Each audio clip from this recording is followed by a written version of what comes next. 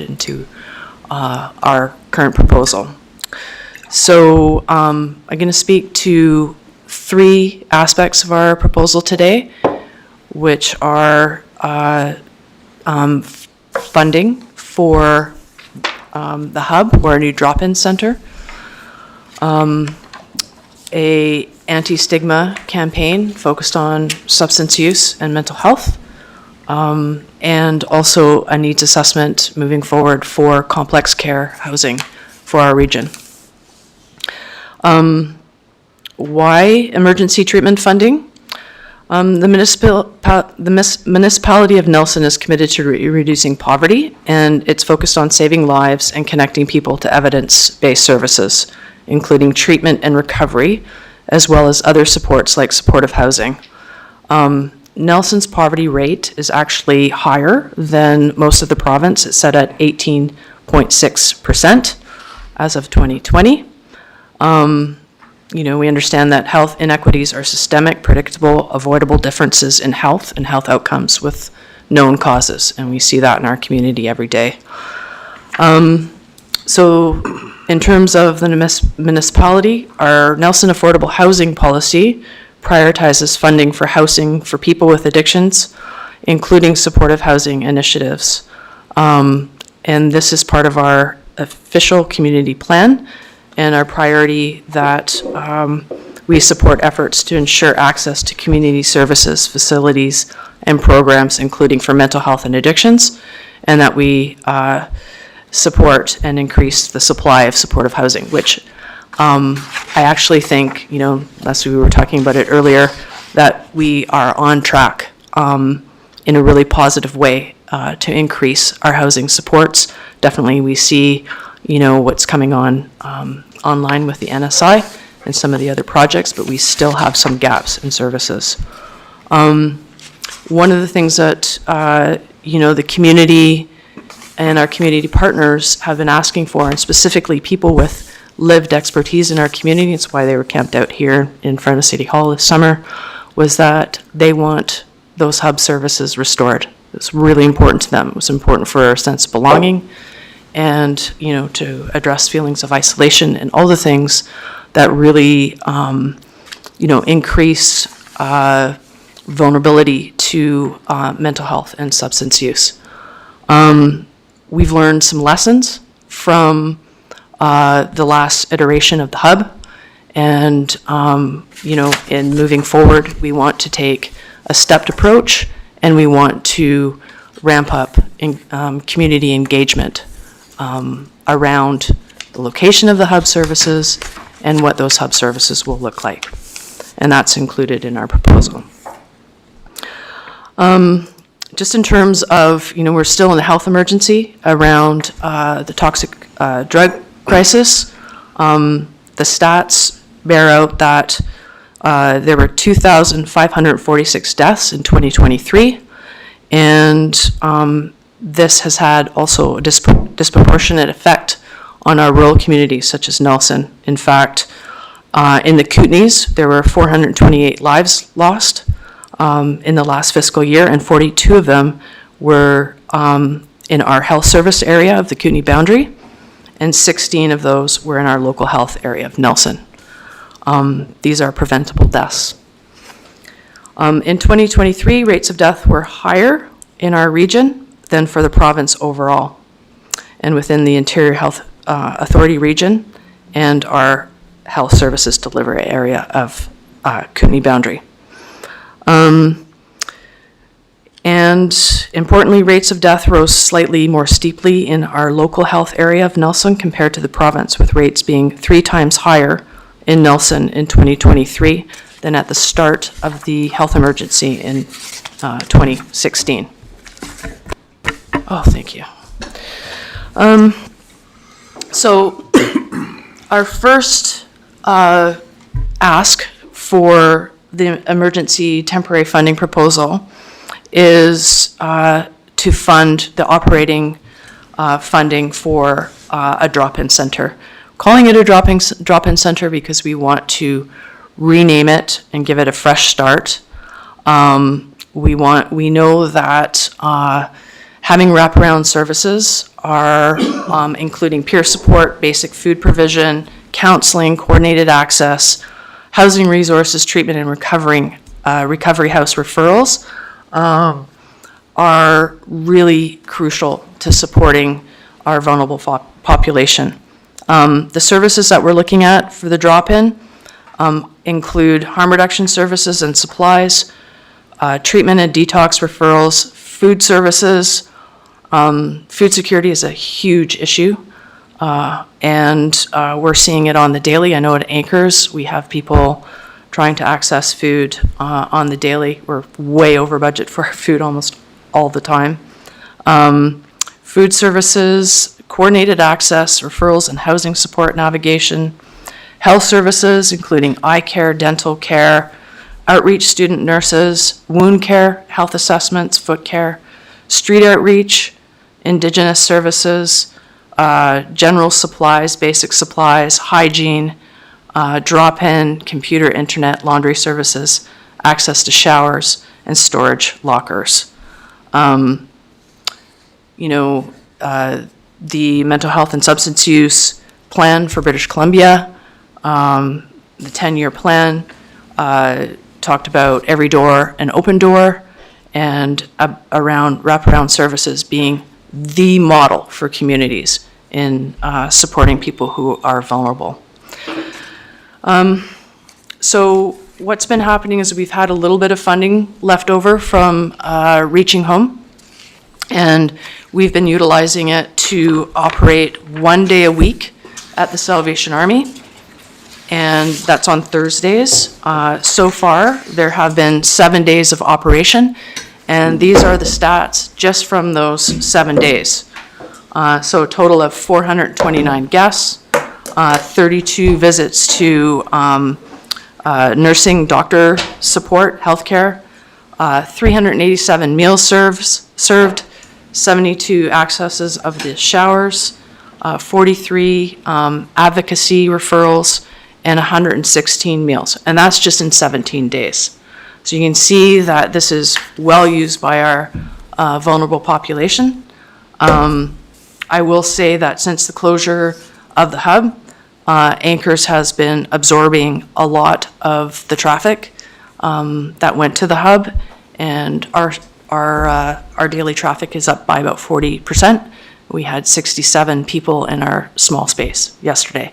It's untenable, and we need to provide for a bigger space and for all the services support to come together again. So what we're proposing is that we do a slow moving forward. Right now, with the 1 day at the Salvation Army, we're not seeing any big issues around the space. We're not getting any kind of negative feedback. People are coming in and out. We're maintaining positive relationship with the neighbors. And so moving forward, we would like to add a day.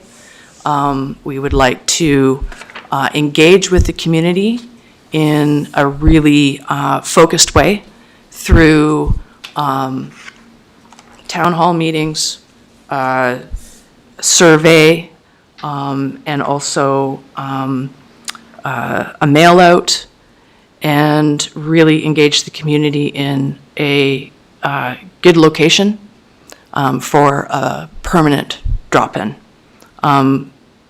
We've had a lot of feedback around, how we would do that moving forward, and we want to make sure that we do this in the right way that works for the entire community. So that will be our approach, and we will build it. We also have included design consulting services to come in and to support us around the design of the hub, and we've also included some funding for renovations and updates to a permanent location once we establish where that will be. The second part of our ask is regional inclusion and dignity education campaign. We really feel that our issues around, our social issues around substance use and mental health and housing are regional issues, and we need to respond as a region. We have had some communication with the Trail Community Action Team. They were involved in a great anti-stigma campaign in their community in the last year, and they have some really great ideas that they initiated and some good success around their campaign. And we want to move forward with a regional media campaign to reduce stigma around poverty and addictions. We want to call it the Inclusion and Dignity Campaign, and we want to use various mediums, including art, video, and social media, to help create an understanding of the experience of stigma, trauma, and othering. And we will also move forward to engage and create unique messaging for the business and hospitality community with their input. The positive impacts of an inclusion and dignity campaign will be that marginalized individuals in our community feel a greater sense of belonging, and it will reduce stigma and defined as the co-occurrence of labeling, stereotyping, separation, status loss, and discrimination in a context which is in which power is exercised. We will have greater community-wide support for and understanding for housing developments, drop-in centers, and other supports for our vulnerable and marginalized population. And yeah, we hope that our communities will come together as a region to prevent and eradicate homelessness.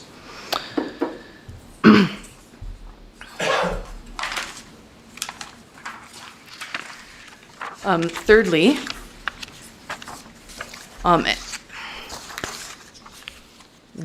and I know we have all been involved in talking about complex care housing, and for our region, we don't necessarily think it needs to be in Nelson. It could be Trail or Castlegar, but our community needs this. I feel very optimistic with what is happening right now around the NSI and some of the housing developments, that we could actually eradicate homelessness in Nelson. I think we're actually on the cusp of having some excellent solutions moving forward. But we really, really do need a complex care housing model that works for our rural community, our rural communities, whether it's Nelson, Castlegar, or Trail, and one that is resourced in a way that makes sense for our local employment base.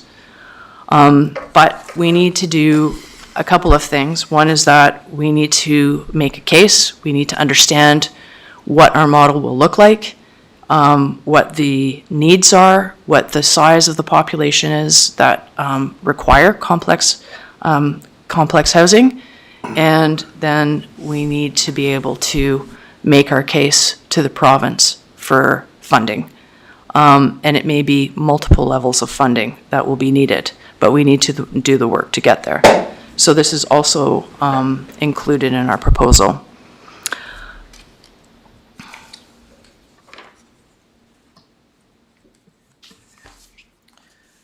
So what we're driving at with our proposal is to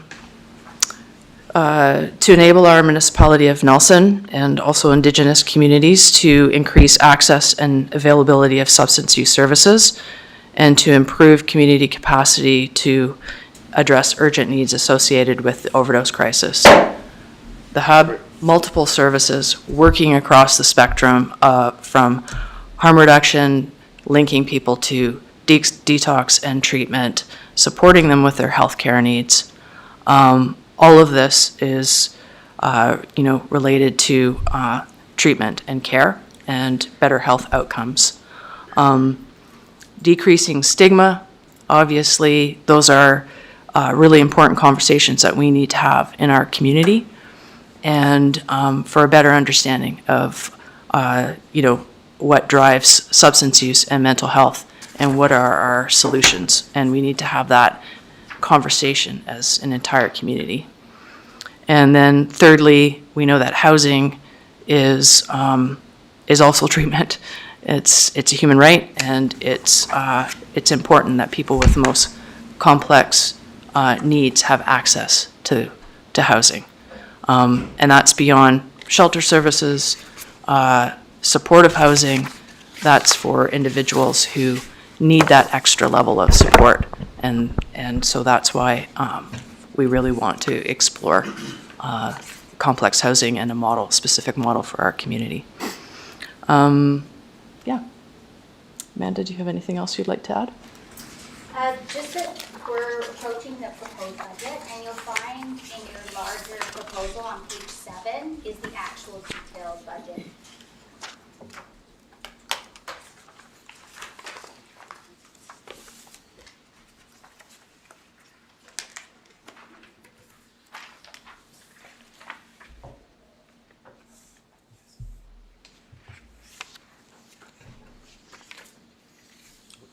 I'm just waiting. Are you finished? Yeah. Okay. Just wanted to leave some time for questions. Yeah. No, that's fine. Counselor, so I'm just, people are looking at me, so they want to ask questions. So, Counselor Page, Counselor Lockenberg. Okay, I'll get us started. Thanks for this proposal. It's in great detail, and I think it is exactly the kind of program that we need to try and deliver in the community. I have a few questions and comments, and the first one is we've been having conversations on our advocacy roles this year with Interior Health, and specifically UBCM with Adrian Dix as the Kootenay Boundary Local Governments Association. And one of the issues that we had brought up specifically was the need for better regionalized planning, specifically around health care service facilities, which this clearly fits into.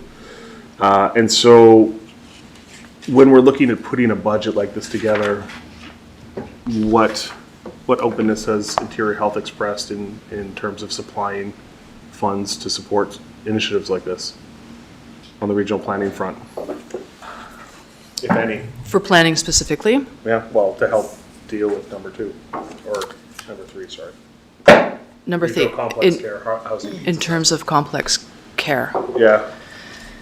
Yeah, it's interesting because we've had conversations with Interior Health about complex care on and off for probably the last couple of years. And, the initial investments went to larger urban centers. And this is the challenge, right? Because we have to wait half a decade or a full decade, or we'll never necessarily achieve it. But I think we have to, when those announcements get made. So it really, the onus on us is to fight for our rural communities. Mm-hmm. And so I think we're in a better position to draw in other funding resources and community partners. Certainly our medical health officers, our healthy community coordinators with Interior Health, they're fully on board. It's getting to the higher level of, Interior Health CEOs and so on to get those kind of financial commitments.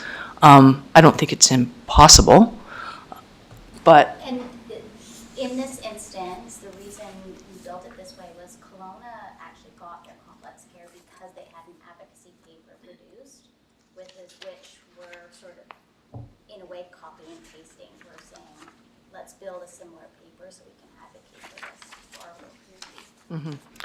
And what I'm saying is the MHOs are behind it and good partners, and having that advocacy paper will help, I think, get other funding support and perhaps from Interior Health. And what I'm suggesting is, while we know we'll have to use that advocacy paper to petition Interior Health to spend the money to produce the outcomes that are recommended in it, I would also want us to engage the hospital board, which has been having conversations about being looped into that level of funding, and to engage with Interior Health given that we've been having that local government's conversation with the ministry, that they need to be ponying up money to make these planning dollars available so that we're getting cohesive planning across the Kootenai boundary and other rural healthcare service delivery areas, specifically around what I'll just term as like softer healthcare, a step down from the hospital and emergent healthcare. If I may, a supplemental. So we can move on to the next counselor.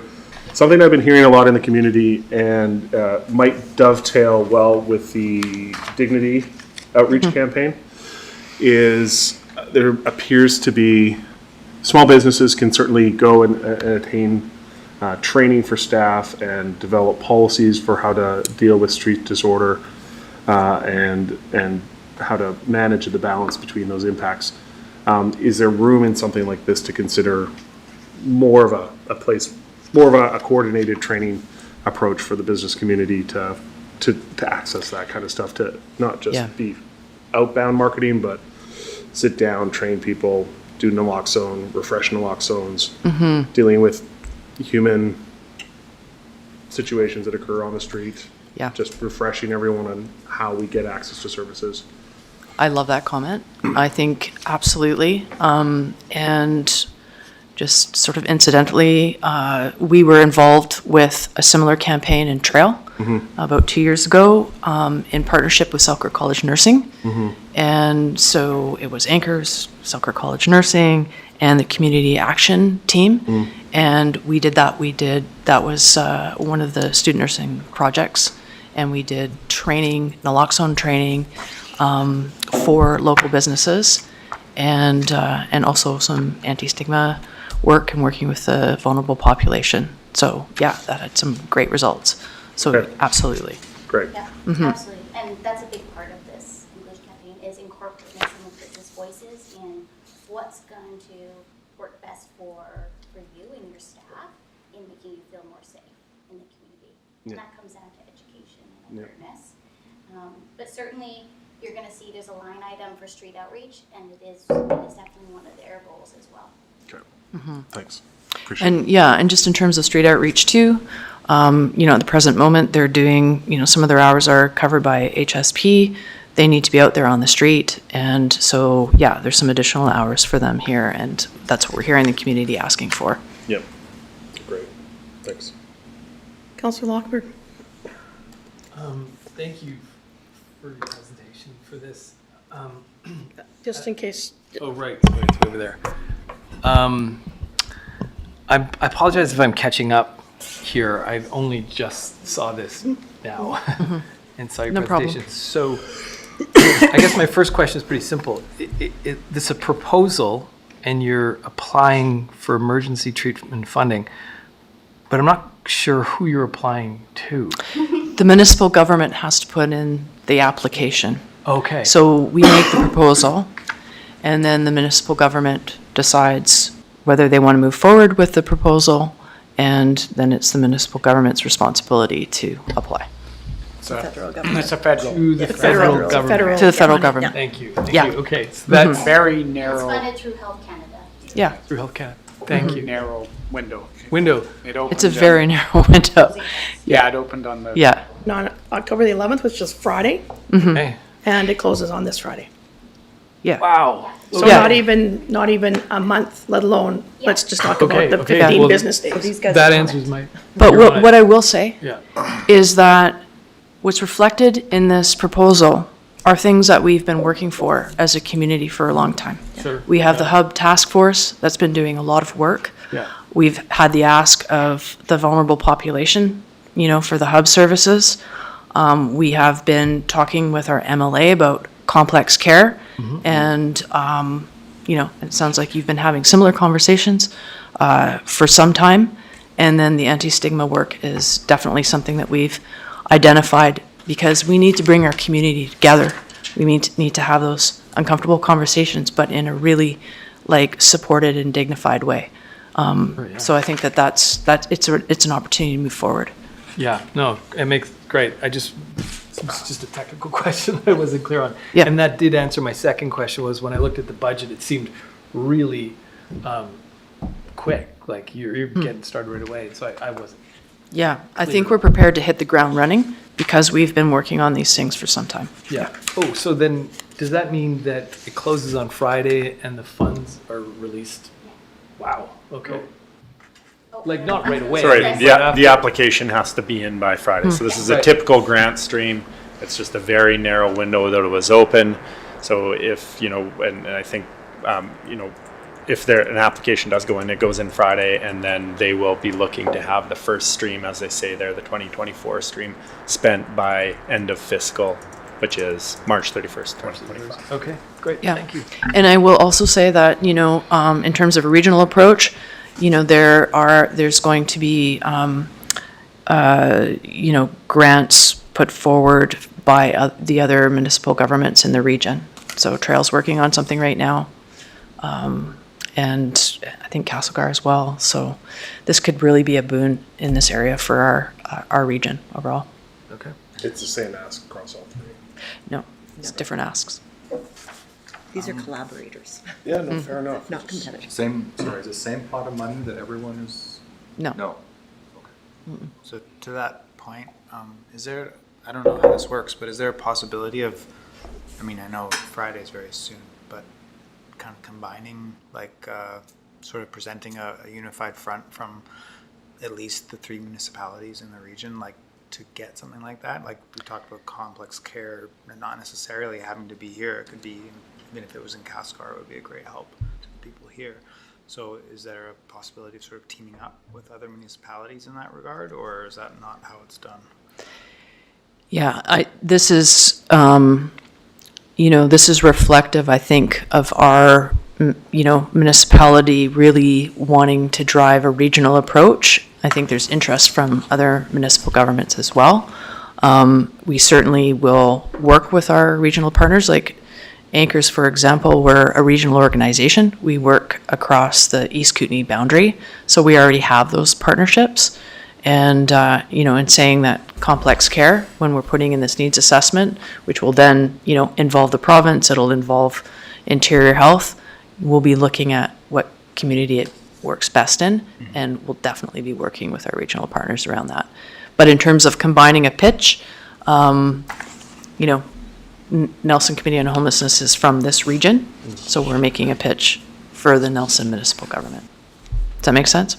And just so you know, Trail has something that they're putting in on this, hopefully by Friday, and it's totally, I think, Chris Johnson can tell you what, they're doing some things that drive through window, like their asks are different, and I'm unaware, when I asked to reach out to Castlegar if they were doing anything for this funding, just because the window is so short, but can you say what Trail is doing? I heard back. I reached out to Castlegar and Trail as well to see what they were doing, and I haven't heard back from Castlegar at this point, and we'll happily pass it along once I do. But Trail, from what I understand, and Trail probably is, I think Cancris is involved, but looking at getting some funding to, I think, install like an exterior window on the pharmacy, so those that aren't able to sort of regularly go into the store to pick up some of their prescriptions are able to pick it up, in that manner.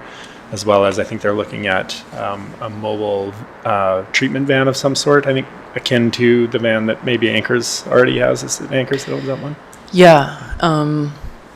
So we have a mobile van, but it travels throughout the community, so we're in Trail 1 day a week. Now, they love the van so much, they want to have a van there every day of the week, and so, yeah, they're putting in an ask for a van. So it's a bit different, like, so every community has a bit of a different ask at this junction. Councillor Pinero. Councillor Woodward, Councillor Payne. Actually, Councillor Kate. Oh, Councillor Tate. Councillor Tate. Hi, can you hear me? Oh, Yes. Yep. And can you see me? Yes. Yes. Cool. Thanks so much for this. I'm in the same boat as Councillor Logtenberg, is that I've only seen the presentation and the proposal, which is, I think, 21 pages just in the last couple of hours. I appreciate you pulling it together, Cheryl, and I don't think we've met yet, Amanda, but nice to meet you. And I agree that this is something overall that we've been working on for a long time.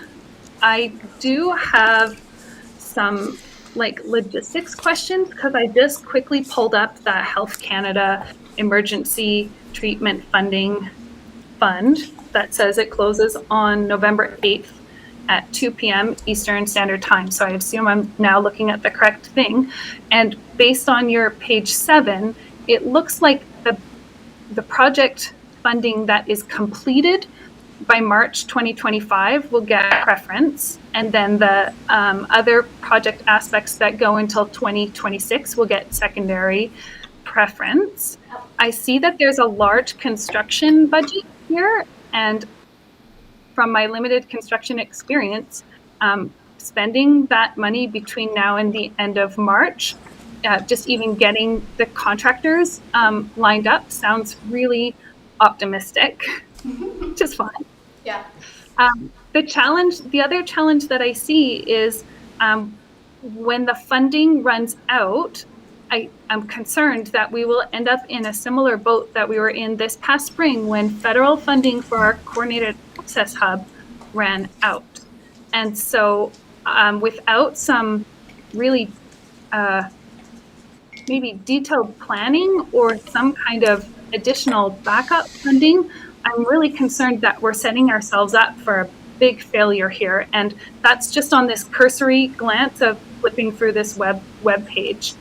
So that's just a comment for the council to consider, because it was the municipality that was with when the funding ran out. My second question is, Cheryl, I think I can't see your face, just so you know. I'm just seeing the broad picture. Okay. So, I think at the beginning of your presentation, you said that you had feedback from council that you incorporated, and I'm not sure if that was maybe informal feedback, but I feel like I just received this today, so I'm just double checking if I've misunderstood. Yeah, and perhaps Councillor Tate, I can speak. It's Chris Johnson here. Yeah, earlier, late last week, I think late last week, I met with Cheryl and Amanda to discuss what was an initial application that they had brought forward for consideration. And yeah, I think that, I was able to pass on some possible questions that council might have or perspectives. So I think when Cheryl mentioned discussions with council, that was what she was referring to, was just that, staff had provided some insights of, previous conversations that had been had around the table. Awesome, thank you. So the other two questions, do you want me to respond to your other two questions? Yeah, go ahead. Yeah, thank you. Okay. So of course, this is, always the big question with, is funding sustainability for programs. I've been in the not-for-profit world for 20 years. We've kept our organization going through all kinds of, lean times and more generous times in terms of all levels of government. But I will say that having time to be able to build in financial stability for a program like the Hub, I'm quite hopeful that 18 months is actually a good amount of time to find other funding sources. And we have a Hub task force now, a group of not-for-profit organizations and frontline workers. And we were, before this funding was even announced, we were working on just that. And one of the other things that we have been talking about in terms of finding a suitable location is actually a social enterprise, which will then earn money for the drop-in center. So that is another project that we are looking at to pursue separately that would employ people from the vulnerable population and hopefully turn a profit and turn that back into revenue for the drop-in center. Renovations, yes. Ambitious, absolutely. We are looking at a couple of locations, but But I also know from being around when the hub was, when we first found the location, it was Nelson Cares that left that building on Vernon Street initially and then became the hub. The renovations moved very quickly. I think they were done in a couple of months. So challenging, but not impossible. And yeah. Councillor Tate, do you have any further questions, or do you want to wait a minute and come back, circle back around? Yeah, thanks. Yeah, circle back. Thank you. Okay, Councillor Woodward. Thank you, Mayor. So, yeah, it's all incredibly quick, but I'm wondering, so with the experience of what happened with the hub last time, it all kind of imploded really quickly, and there wasn't a lot of response time. And I'm wondering about, similar to what Councillor Tate talked about, is, you know, with any large construction project, you're going to have unforeseen issues and costs. And my wonder is, how do you see, as you move along with this project,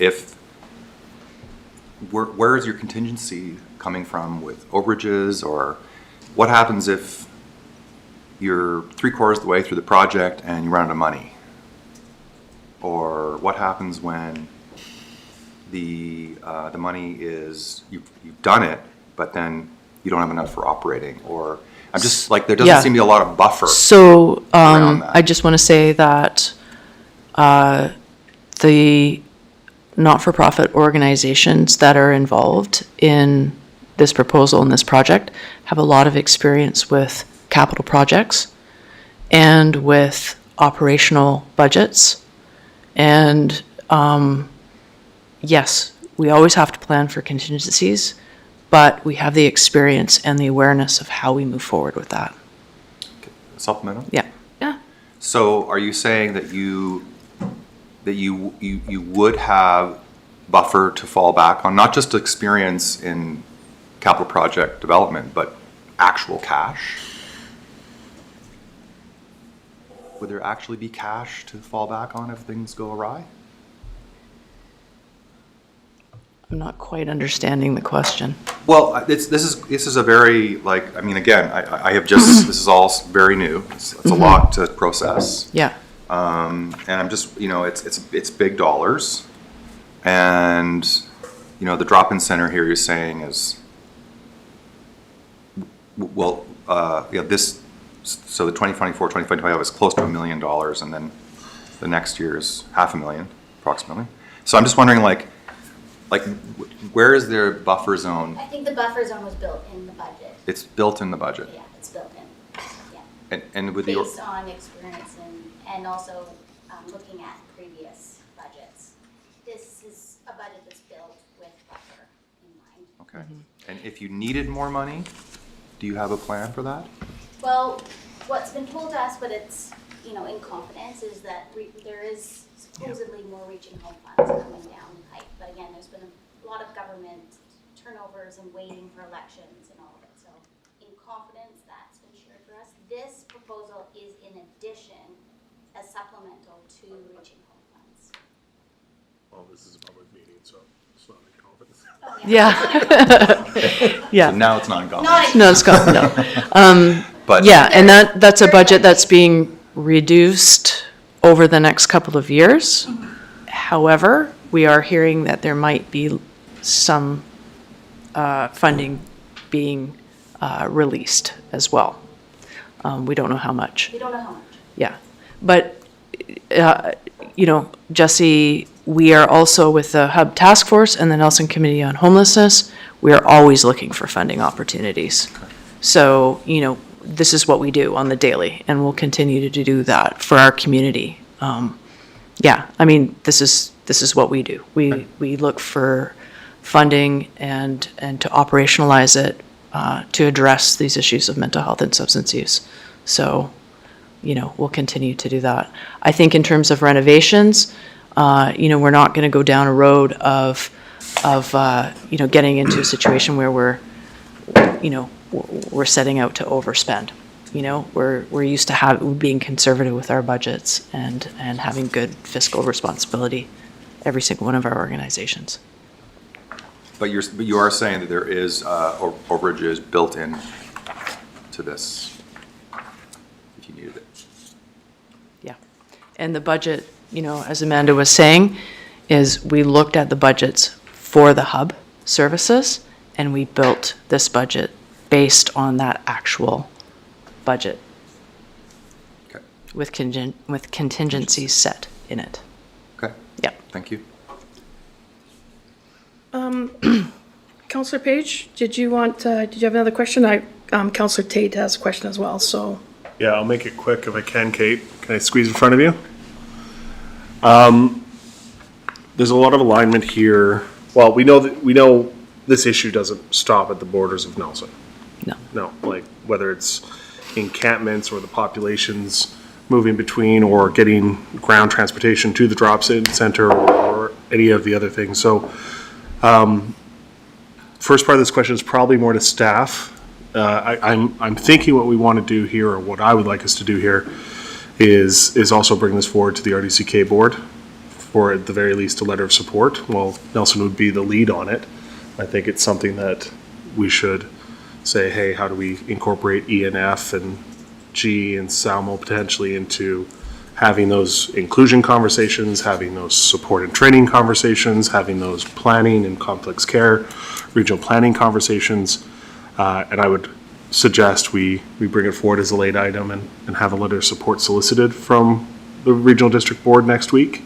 They'd be so willing, and assuming that we could bring such a letter to the application after the fact, which has been typical in other grants. But I think there's a number of pieces in this programming that having both local governments in the impact area at the application, supporting the application would rise us up the priority list.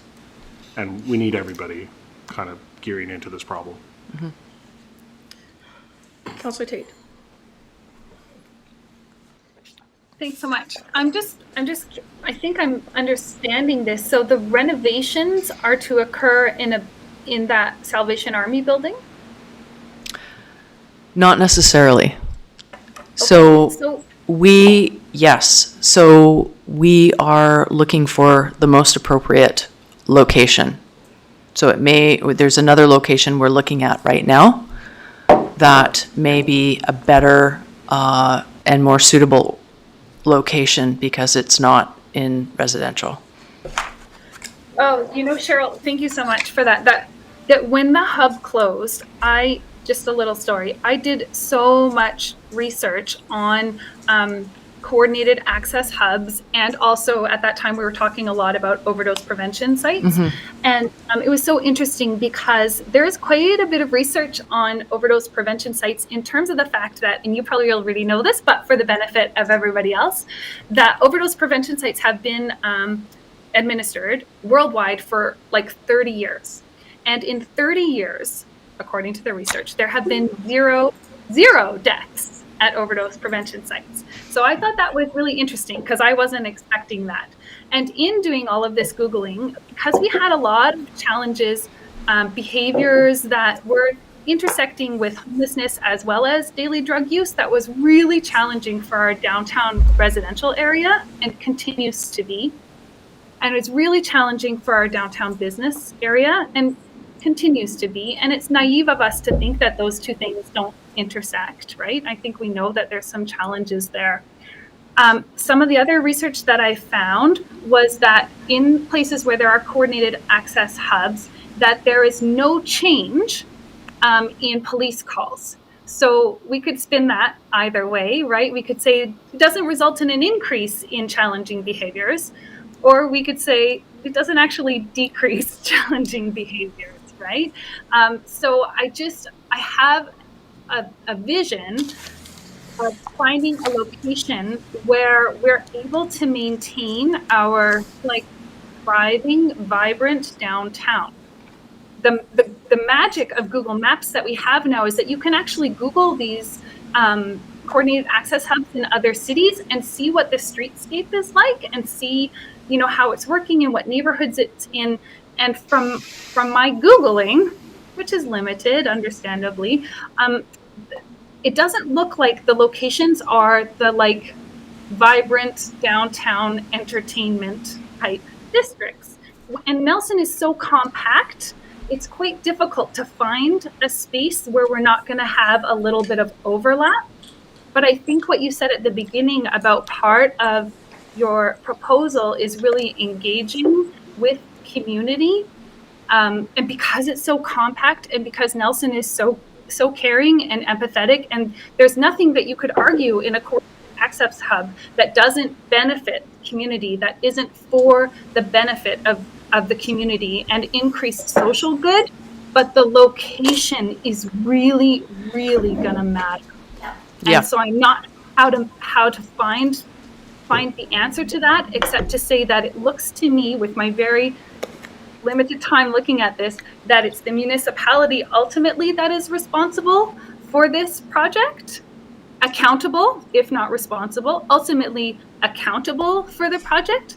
And as a municipality, we are also accountable to provide vibrant spaces, and we have downtown residential and we have that downtown business.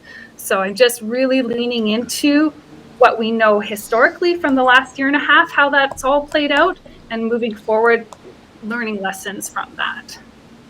Yeah, I hear you. I think that's thank you for the way that you express that, because that's exactly the page that we're on. We need to make sure that this is a good location and that it's supported by the community and we engage in those conversations. And it may be even that local business will say, hey, what about this location, right?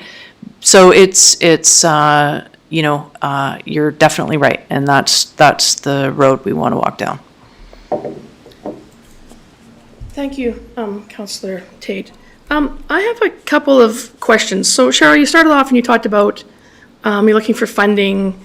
You want to add 1 day to the Salvation Army drop-in. So, and then I get to the budget part, drop-in center, 895,000. So I'm still a bit perplexed by the size of this number. My understanding is that this grant isn't to be used for capital, so you can't be using it to buy a building. I know from being at all of these tables, the hub table, the Nelson task force going periodically to the ENCO table, that the cost of running the hub when it was on Vernon Street was in the neighborhood of $400,000 a year. So I'm struggling with the fact that you're going to spend $900,000 in the next 5 months, potentially.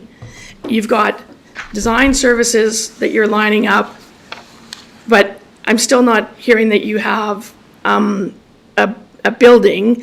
And are you contemplating almost $1 million in renovations in a building that you might be renting? I need some clarity around that, because my understanding was that the money couldn't be used for capital. But I see this big ask, and I think that what I think, unfortunately, is that I'm looking at some of these sums, and when I see $14,000 for an inclusion campaign, I think that should be probably more money. The complex care housing needs assessment, I think that actually needs to be more money, and I think somewhere pulled out of all of that needs to be this community engagement piece, which I think is going to be considerable in terms of cost, and it should be item number 1, because that is where the failure of many initiatives, as we know, have failed. That's where Interior Health failed to be able to erect an inhalation site. That was not the City of Nelson, that was Interior Health's inability to do public consultation, because, as I was told by senior manager, they were afraid of having that engagement.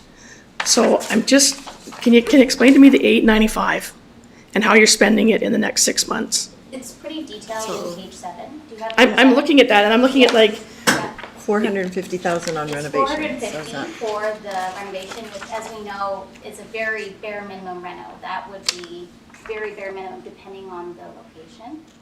And the rest of it is operating funds that are based off of the last operating funds. And we have included community consultation right at the top. The first line item is that budget item. Yeah, 10,000, like, it's just like, you know what, I'm just looking at just like the fact that you've got, it just seems to me that you've got a place somehow before you've done some of the consultation. I'm concerned when I see contractual personnel, your comment that you have a design services in line. I'm just concerned that you got the horse in front of the cart a bit. They're built sort of together, so if you pull up the timeline, you can sort of see how it would then, there's a timeline and Sorry, Councillor Tate just sent me, I'm sorry, I'm not like texting the election results. It's because Councillor Tate, I can't communicate with her. So there is a Oh, you timeline, got that. and again, yes, Okay. understandably, you haven't had time to go through the entire proposal, but there is a timeline. And the way the budget is built out, we of course can reorient the order of the budget. It's just in its entirety, all put there, so you can see all the numbers as they're broken out. But certainly, the timeline is where it's not the horse before the cart. We have to get in all the money so that we start, you have to get design in. You have to actually pull the trigger on these things so that there's a domino effect to these kinds of things. And you know, I've built restaurants and all of it, so I know what has to come first. And so you have to have the money in a certain timeline. But of course, the community consultation will happen right out of the gate and finding a location. But you have to have all your contractors in place and ready to pull the trigger on making those really minor renos to whatever location's chosen. As we know, the suitability of the location is going to depend on doing some of this work for the community to be on board, because they're going to want security and fences and all of it. So we know there's going to be a necessary reno that happens. I'd love the idea of a perfect location that has everything already, but I know that that's not true because I've built restaurants and they never have all those things. So that's why we built in that reno budget, which is it looks like a lot, but it's not when it comes to renos.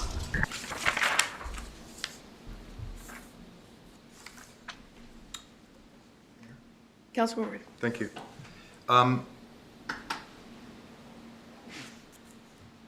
The municipality has to apply for this grant. Where does that place us? Like, are we responsible then? It would be similar to, if you recall, the UBCM grant. For the hub? And your right. role in that. Right. It would be similar. So, for example, you would have, my understanding, you would have a contract with the entity who would take on this project, because it's a Nelson, an NCOH project. The entity for the NCOH would be Nelson Cares. would you frame it like, are we co-signers then? Like, you know, like a mortgage, you have a co-signer who has. Explain the process. Who has the Jesse, backing? I'll let Kevin explain the process Okay. here first, because my understanding is that this is. Thanks, Kevin. This is flow-through money. So if this project fails in any capacity, we wouldn't be the ones that would be responsible for Liable, paying yeah. the bills. Okay, That's my understanding, okay. but I'm gonna let the CAO answer that question. Okay. Yeah, we'll need to look into the requirements or the responsibility in the grant, but as Cheryl said, we would enter into a contract with, I guess, Nelson Cares to deliver this project, and they would have to meet the terms and conditions that would be on this grant application.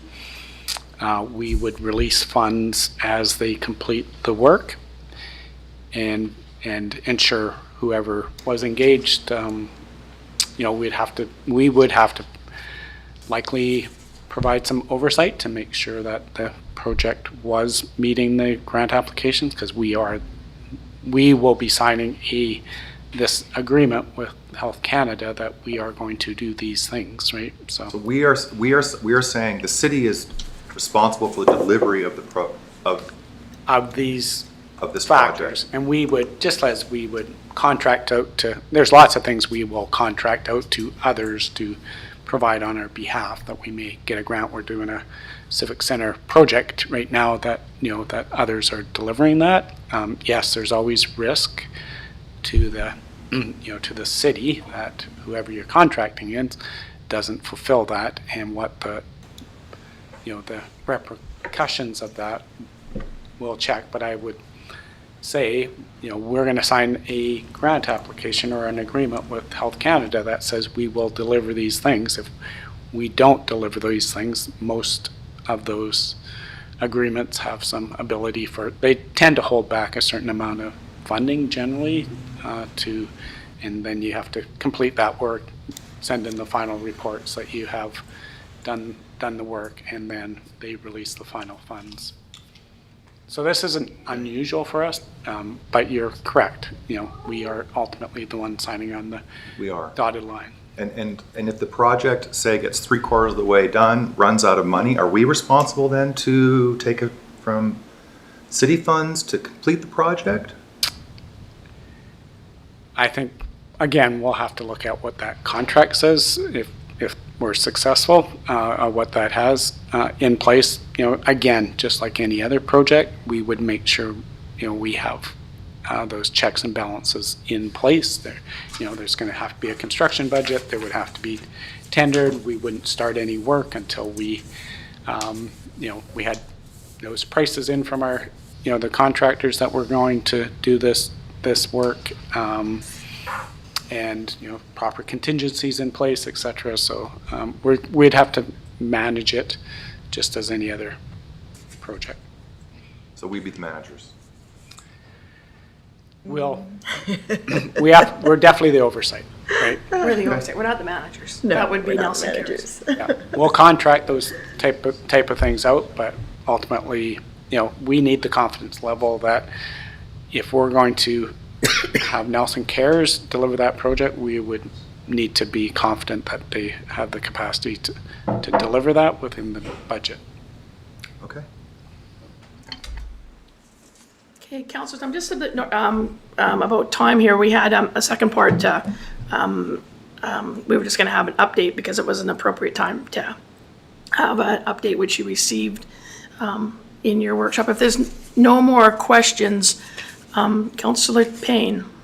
Mine's not a question per se. I just wanted to thank you for throwing this together, and that's maybe the wrong word, for accumulating the expertise, the energy, the data in such a short window.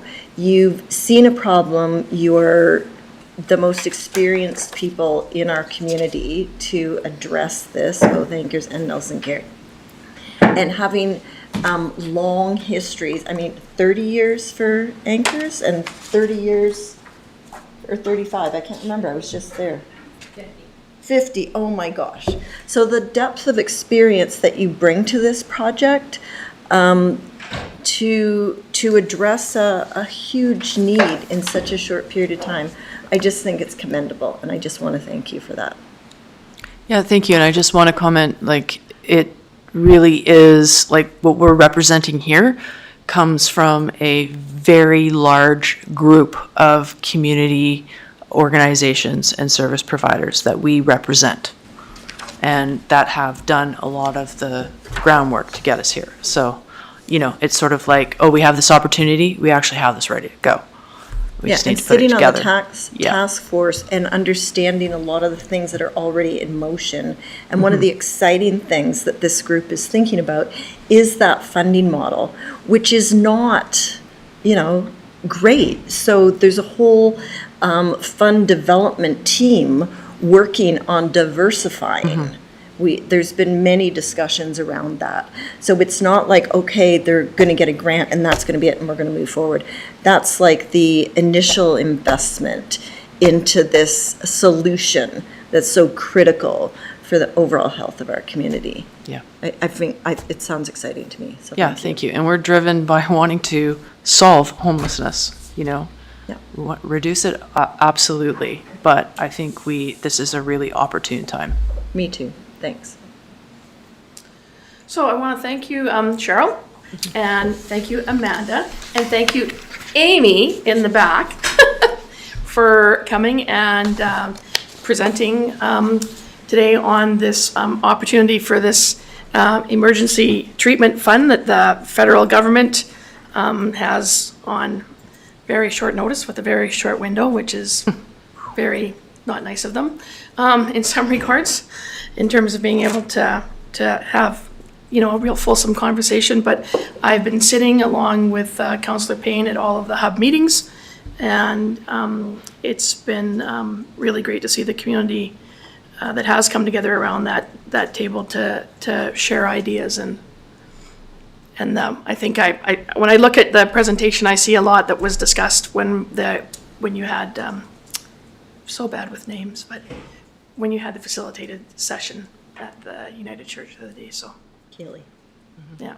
So anyways, thank you for your time. Great, thank you very much. Thank you. And then, do you want to do the update?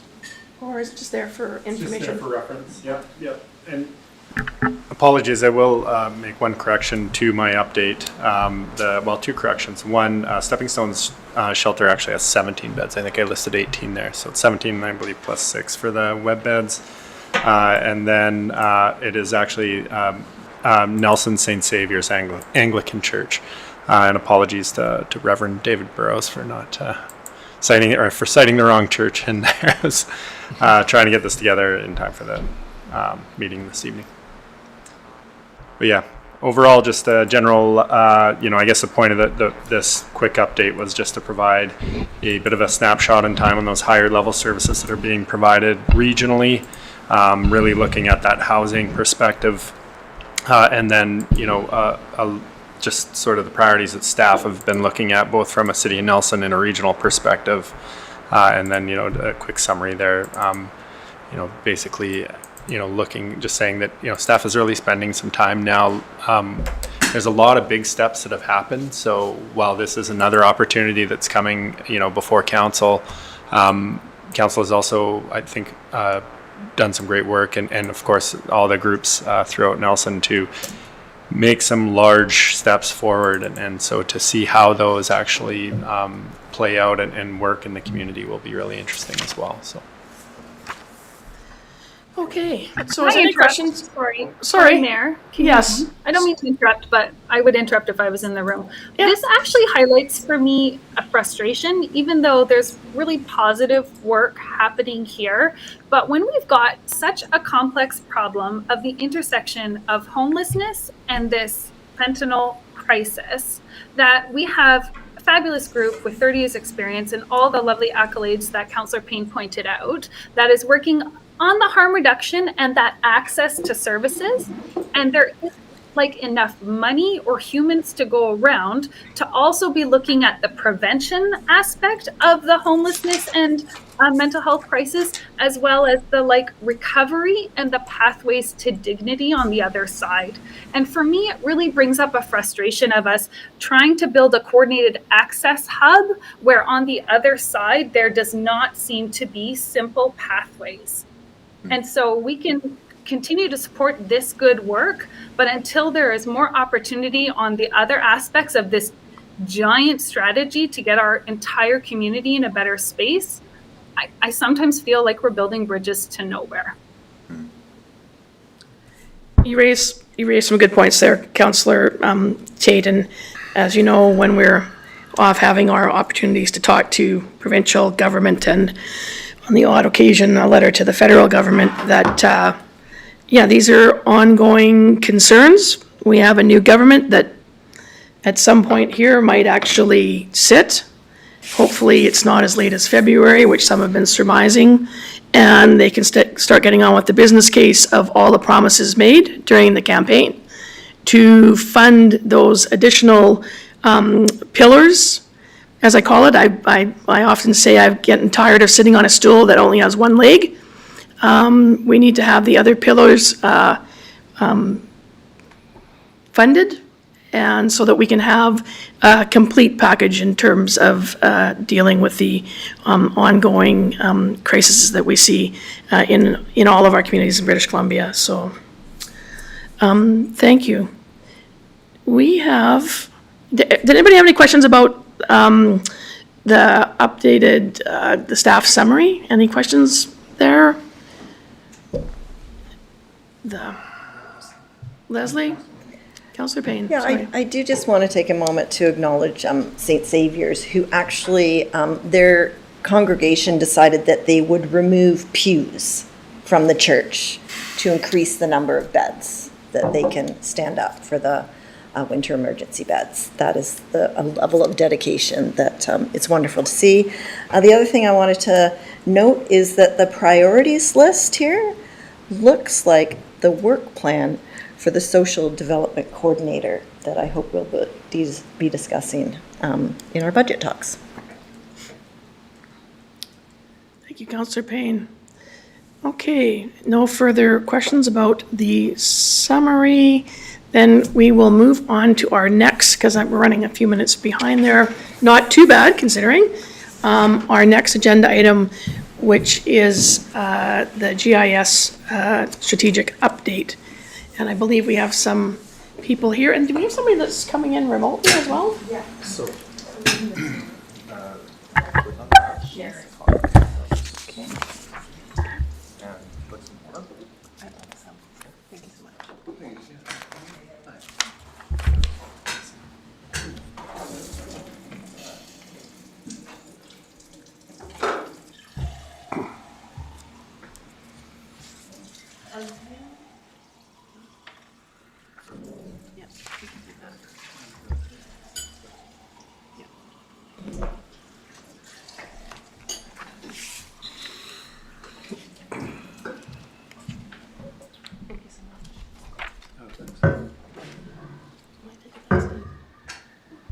Okay, well, good evening, Mayor Hi, and Council. so I just want to introduce you. So we have David Holstock from Geographic Technologies Group has joined us in-house today, along with Jillian, our staffer with the City of Nelson, and they are updating council on the city's GIS project and helping establish its strategic direction.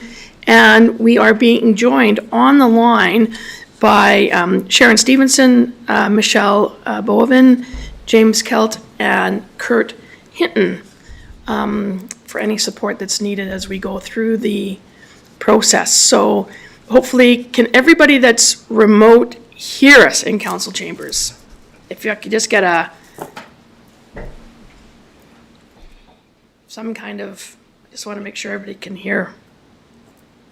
Yes, I can hear you. This is Sharon Stevenson. Thank you, Sharon. What about Catherine? Can you hear us? Yes, I can hear you just fine. Thank you. Thank you. And Michelle?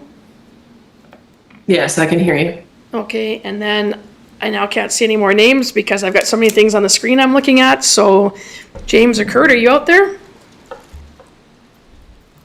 I'm not sure that they've actually made the meeting. So Oh, I think okay, it's just the okay. three of us online. Just the three of you? Perfect. I'm good with that. And it's actually Kate that was hidden behind them. And so Kate's still with us. So, okay, Jillian, over to you. Great, thank you. Thank you, Mayor and Councilors. Thank you. About a year ago or so, I came to you with Chris Jury. Together, we presented to you an update on the GIS project. And at that point, we were looking to going to RFP to hire consultants to do a study for the city in terms of where we wanted to go with GIS, and also with, what would be expected of us for the next generation 911 portion, because the NG 911, as it's known as, has a huge GIS or mapping component to it, which is completely a next level advancement from where we are today. So we knew we had to go to RFP to hire consultants to do the study, and we did, and we hired the Geographic Technologies Group, and David is here representing, and he's presenting today about 6 months worth of work that his team and myself and other members of the city have contributed to. And I can also add that Chris and Kevin are on the steering committee for that group as well. So David, I'll pass it off to you. Thank you very much. Thanks. Let me tell you a little secret. We're trying to do 3 things today, or I may be trying to do 3 things today. What I'd like to do, and I'm going to mention this on the last slide, I'm going to hopefully get you to support a 5-year GIS strategic plan. Actually, it's 2 plans. One is an enterprise GIS strategic plan for the city, and the other is a GIS-centric roadmap for the NG 911 initiative. That's the first thing I'm hoping to get you all to do, is to support that 5-year initiative. The second thing I want to do is try to get you to support a completely new governance model. And the third thing is to support the redefining of our relationship with RDCK, or the GIS portion of RDCK. So there are 3 things I want to do today, and that's what we're shooting for. So as you can see on the slide in front of you, what we've got is an outline, and the outline in simple terms really gives you an introduction to where we are today, what we considered, what we recommended, what we want to invest in, where we want to go, and what we want to do. So let me start by talking about number 1, and that is where we are today. This is particularly important because I've been roaming around North America writing GIS strategic plans and working with organizations to plan, design, and implement enterprise solutions. And we need to understand where we are as an organization. And I think it's important to recognize that the City of Nelson is underutilizing geospatial science, is underutilizing geographic information systems quite significantly. It's not necessarily a problem because we're here to put a plan together to improve the adoption. Also, you can see from the slide here that we're still using paper records, we're still using some digital records. We have invested in the industry standard Esri software. So basically, the city has basically said we're going to invest in the best GIS software in the world, but at the same time, we're not training and educating our staff, and we're underutilizing it. We're using AutoCAD, or you're using AutoCAD, we're using Google Maps. And from a dispatch side, the dispatching police is through the provincial Prime BC, and dispatch fire, hydro and public works is through the fire department, and that's all kind of up in the air. I won't dwell on where we are. We just need to understand that when it comes to the maturation of GIS and maturity of GIS, we're really in the early stages. And there is a compelling story or a groundswell of enthusiasm to take it to not just the next level, 3 levels above that. So that's where we are. We also have to understand is the fact that the city has invested in GIS technology. There's over $22,000 we spend, and this is the royal we. As I've been here for 6 months, I feel as if it's the royal we. We've invested over $22,000 in a small enterprise agreement for local government, meaning we're using something called the Esri, the de facto industry standard. We've invested money in that company, and we're not getting the use of the entire software. We have, it will probably mean very little to you, we have portal, we have server, we have data store, we have adapter, we have everything in place to be literally an award-winning GIS solution, okay? We're ready to go with GIS servers, we have GIS database, SQL, and you know what's going on at Nelson Hydro. The irony in all of this is Nelson Hydro are working with probably the most state-of-the-art tools in the world, and that's the utility network model. So we've got Nelson Hydro using some very sophisticated tools, and everybody else seems to be lagging behind. Okay. So that's where we are. It's no harm, no foul. We now have, in a way, started to benchmark the city. We know where we are. We kind of are starting to formulate a plan of where we want to go. What did we consider then in this two-pronged attack to strategic planning? Well, what we considered really, as you can see on the graphic in front of you, it was a three-phased approach. It was a needs assessment, which was a questionnaire. It was listening carefully to all the users. And remember, consensus building is very much part of any initiative to build a successful enterprise, scalable and sustainable solution. You know, GIS, you just don't get right. You've got to get all the pieces in place, and I'll talk about that in a minute. But what we did over the last 6 months is we offered questionnaires, we conducted surveys, we interviewed everybody, we put a system design together, and we looked at the benefit and the value of all of this. So that graphic you see sums up our scope of services. The next graphic, as much as it may not seem alarming to you, I want it to be alarming to you a little bit, because it's the results of the benchmarking of where we stand as a city with regards to GIS. And what you see in front of you are 6 components and 110 variables. So when we write a strategic plan, we evaluate an organisation and we benchmark them and find that baseline by looking at how are they functioning with governance. And governance is a euphemism for how they're managing all this data. We're looking at data and databases. We're not really looking at, we're looking at the accuracy and reliability of digital data and databases. That's where the NG911 comes in. NG911 is no more than a data schema and NENA standards, and it's vital we get that right. So NG911 fits nicely under the umbrella of GIS. So when at the end of this presentation we talk about this GIS initiative, we're talking at the same time about the NG911 initiative as well, because it's all about keeping data up to date and accurate, addresses particular. Anyway, on track here. So from data and databases, we now move to something that has to happen. We have to develop policy, procedures, workflow and integration and interoperability.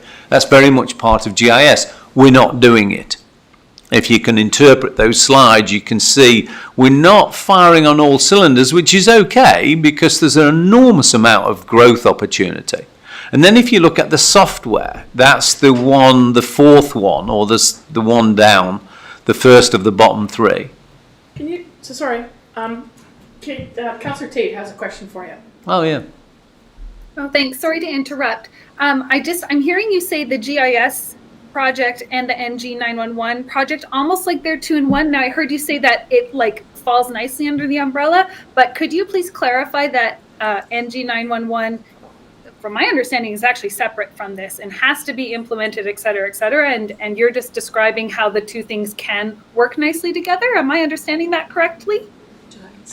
You are. We've got a few experts on, but let me try and answer that for you in terms of, you're right in as much as there are 2 projects. Now, the next generation 911 is really a new way of kind of dispatch. It's a new way of managing. It's a new standard way of essentially dispatching.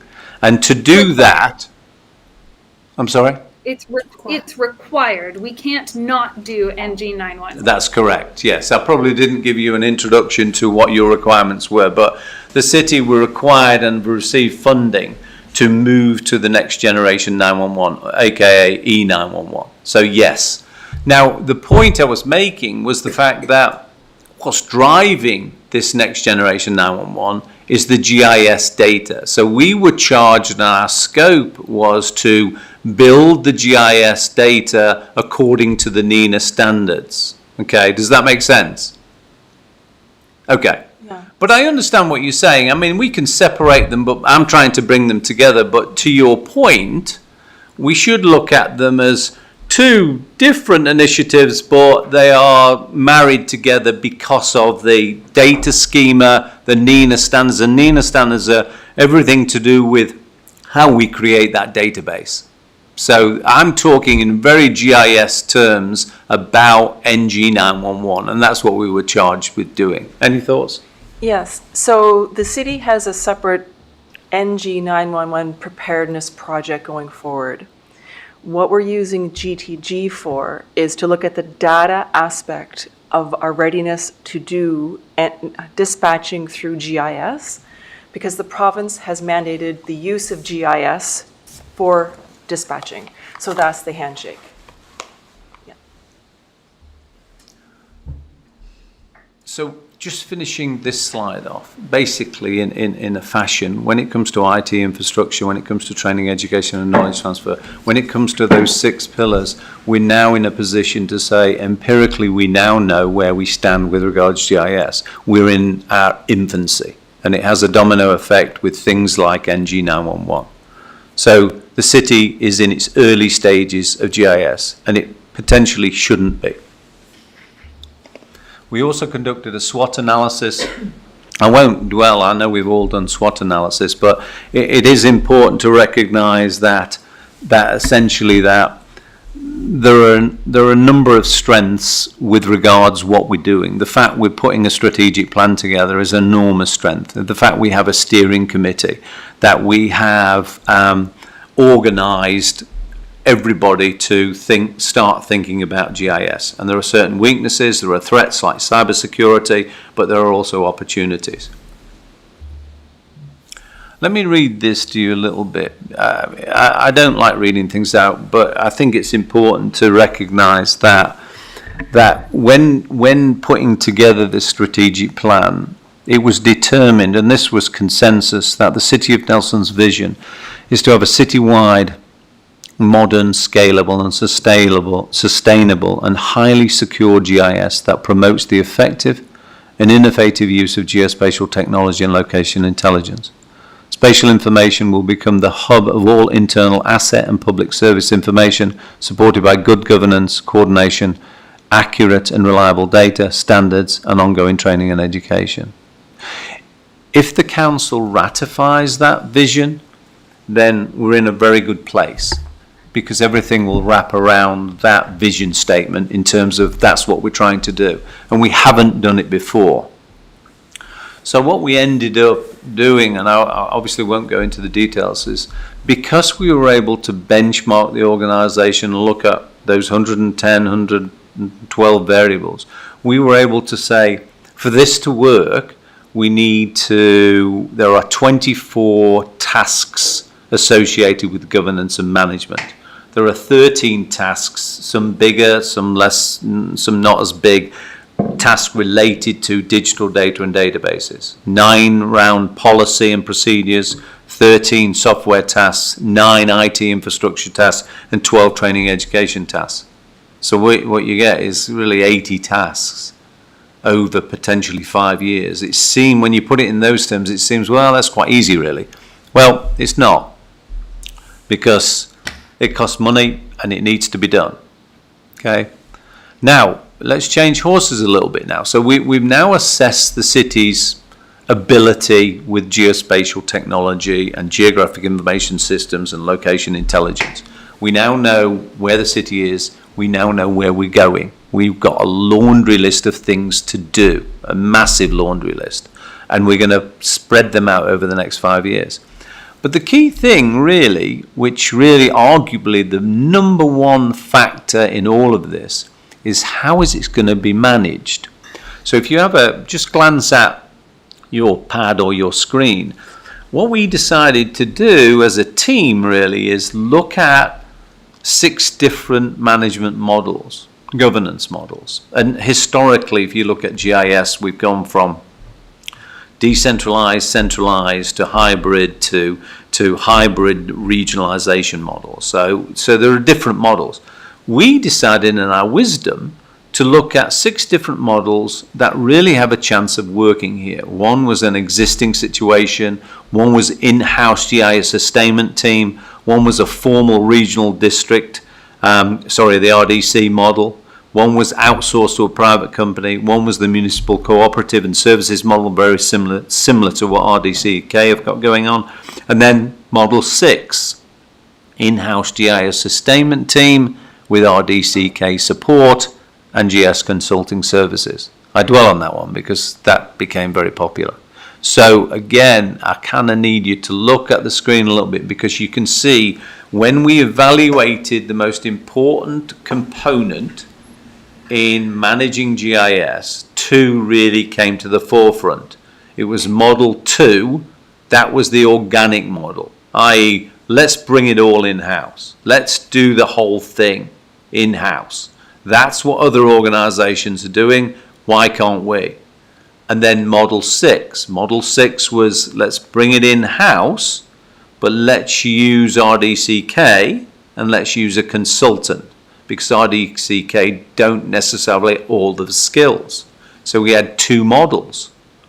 It came down to 2 models, all valid. I won't talk about the other models. But then when you started to look at the model challenges and barriers, number 6, i.e. the model, the actually bring it in-house, use RDCK and use the consultant, really came to the forefront because there were less challenges and less barriers. Okay, so in a way, what we did and what we went through is we went through an evaluation of the best of the most suitable ways to manage this initiative. And what we ended up coming out with is model 6. Okay? Question. Thank you. Can I go back? Thank you, Mayor. My query is, what effect will this, maybe this is maybe more for the city manager, how will this affect our current staff in terms of onboarding onto something like this? And then what's going to happen with hiring? Because it seems like if we're going to this highly integrated model, if you have a job at the city, you're going to either have to learn this, or if you're hiring, you're going to have to know it. So will that challenge our ways of hiring people, or keeping our staff, or educating our staff that we have currently? Well, I'll let these guys speak to him. The GIS is a different skill set than most of our current employees. Jillian happens to Yes. have a GIS background, but not working in GIS. It's not your typical IT person. It's a GIS person. To me, there's different levels of GIS. We all use the BC Fire map in the summer. That's GIS. Right. Yeah.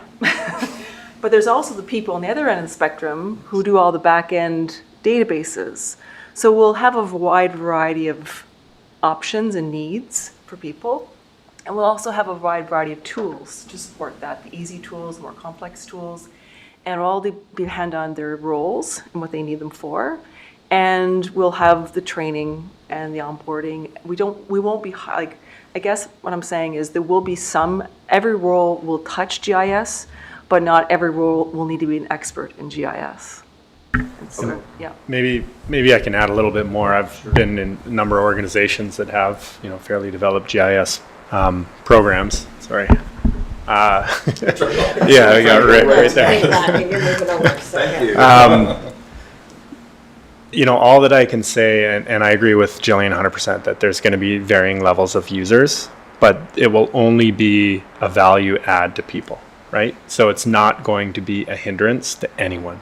So the same way that it took you, 5 to 10 minutes to figure out the wildfire map, that's ultimately what you're going to be looking at. And that's one of the real strengths of GIS, right? Is it's so intuitive.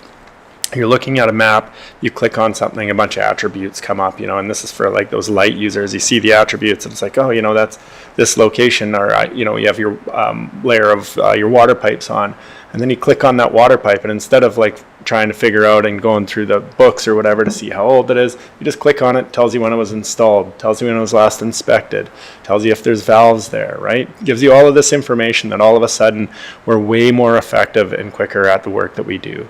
So it's really interesting, because it's not as though that ability doesn't currently exist. There's just a different process of doing it. You might have to talk to somebody and they have a look in CAD and then they tell you when that was installed and everything.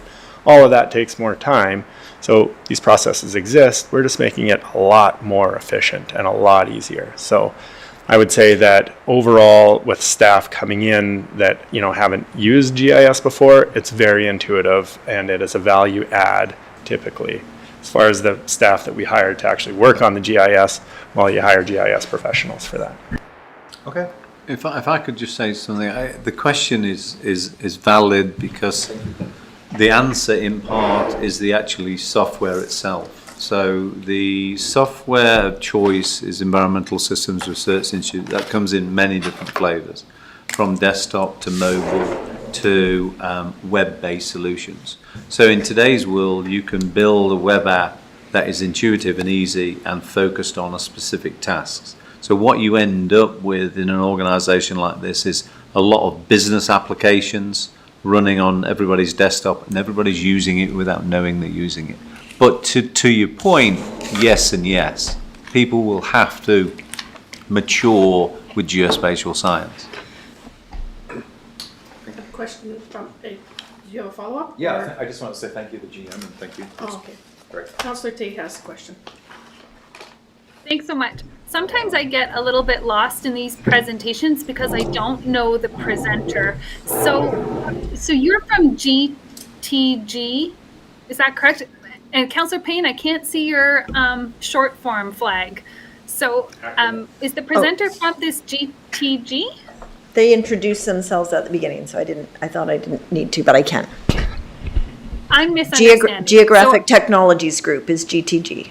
Okay, yeah, Kate, I'm the CEO and a GIS strategic planner with a company called Geographic Technologies Group, GTG, and we were retained. Right. Okay, so you're the consultant helping us determine our GIS strategy. Am I understanding that? That's correct, yes. And ESRI is a company that we already own. Yeah, ESRI is the industry standard for GIS. Don't worry too much about the term ESRI. The industry GIS software is in place already. Nelson Hydro have it, the city has it, and everybody in the world has it. There's no real choice anymore. ESRI is the de facto geographic information system software, and the entire ecosystem. It's like a Band-Aid.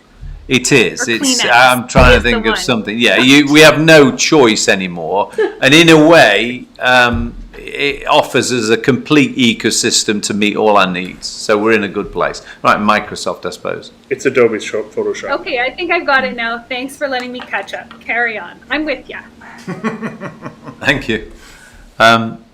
So we get to what is recommended. So I just want to go back over this a little bit, Governance Model 6. And I'll go through it fairly quickly, but the Governance Model 6 is the model of choice.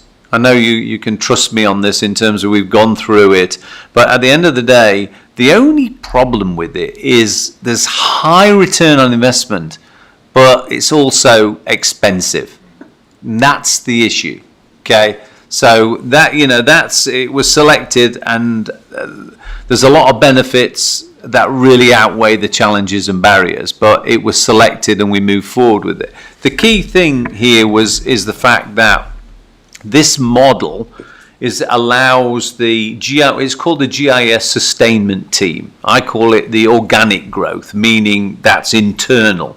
Okay, so this means that if we do go down this road with this model, we need to hire a GIS manager, and we need to hire a GIS technician in year 2. Year 1, we need a GIS manager. Okay, whether we shift a GIS manager in that position or hire one, we have to do it. Then we need a technician. So this model requires 2 in-house GIS people. I'll stop there.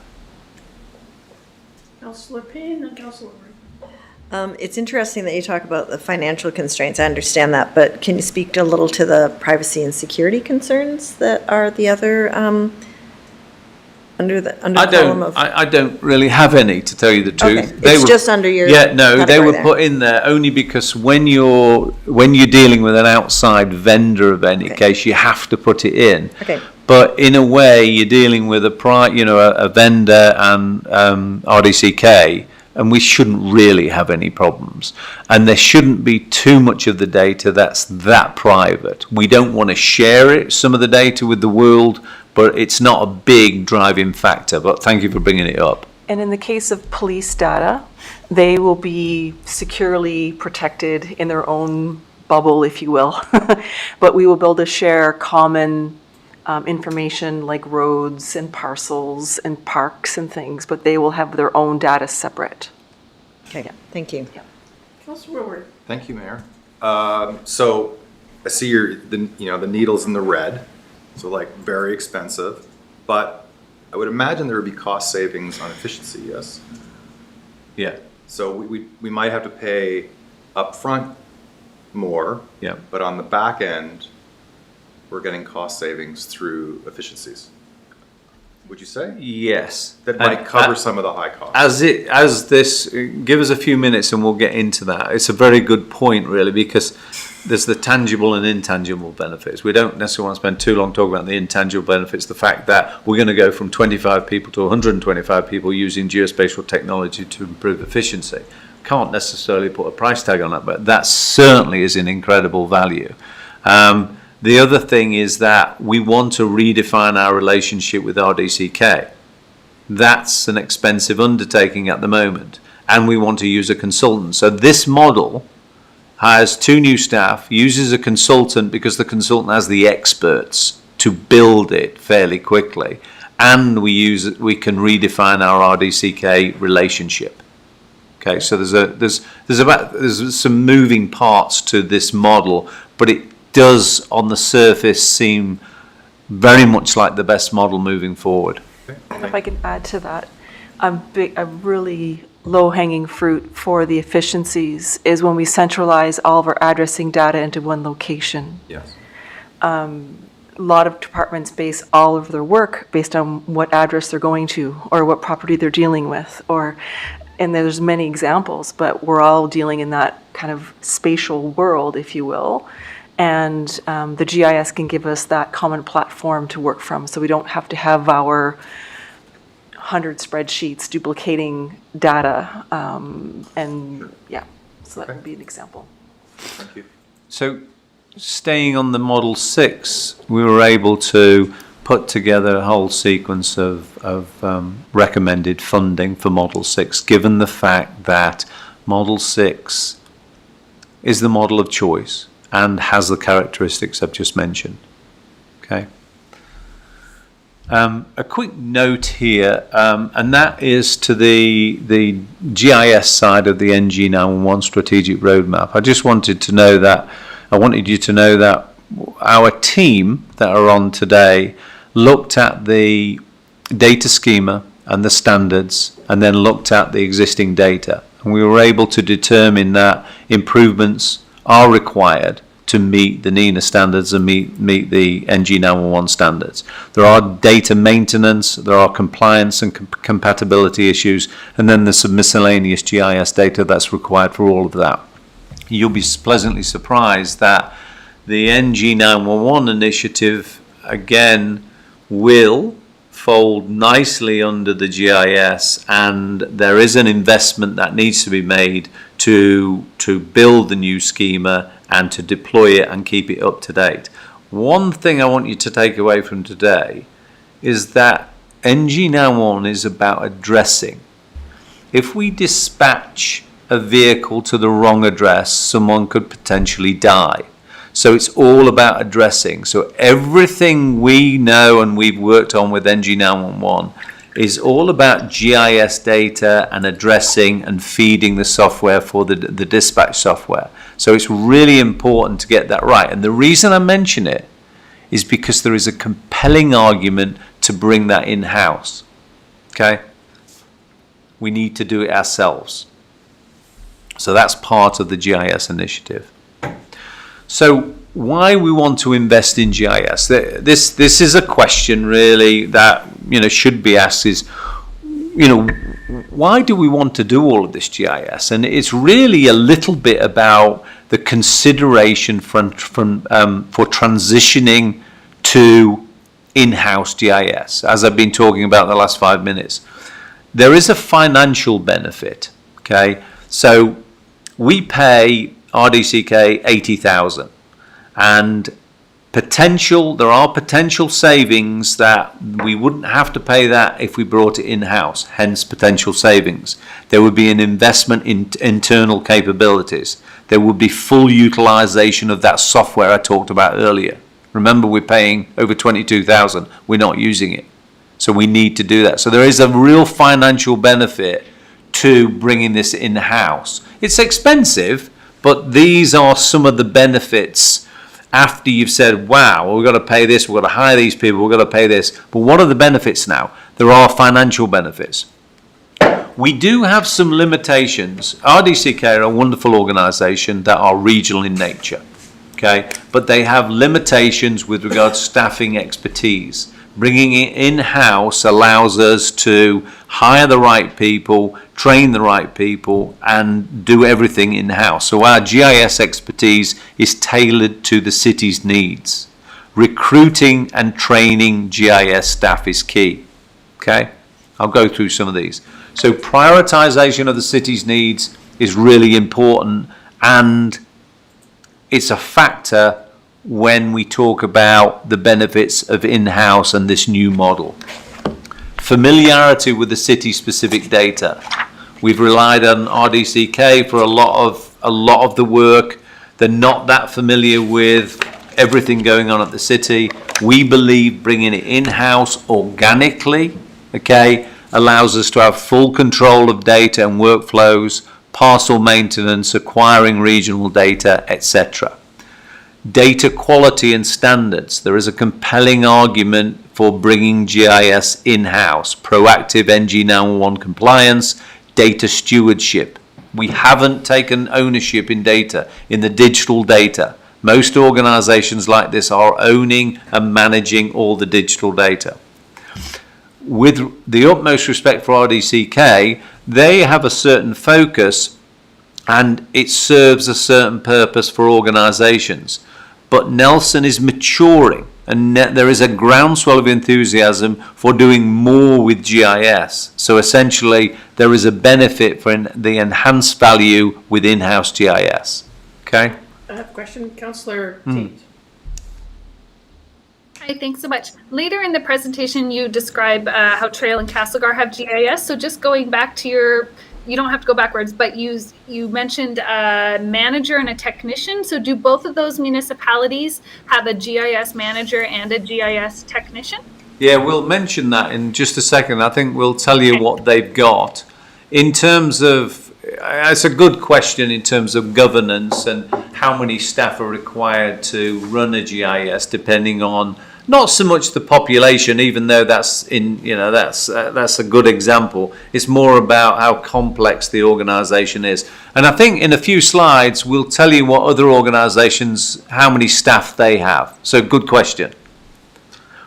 So the other thing, just to finish that Model 6 off, and we can get it behind us a little bit, is the fact that we do have a little bit of inflexibility when it comes to RDCK, and essentially if we bring it all in-house we have that flexibility and customization ability, and we can start building relationships.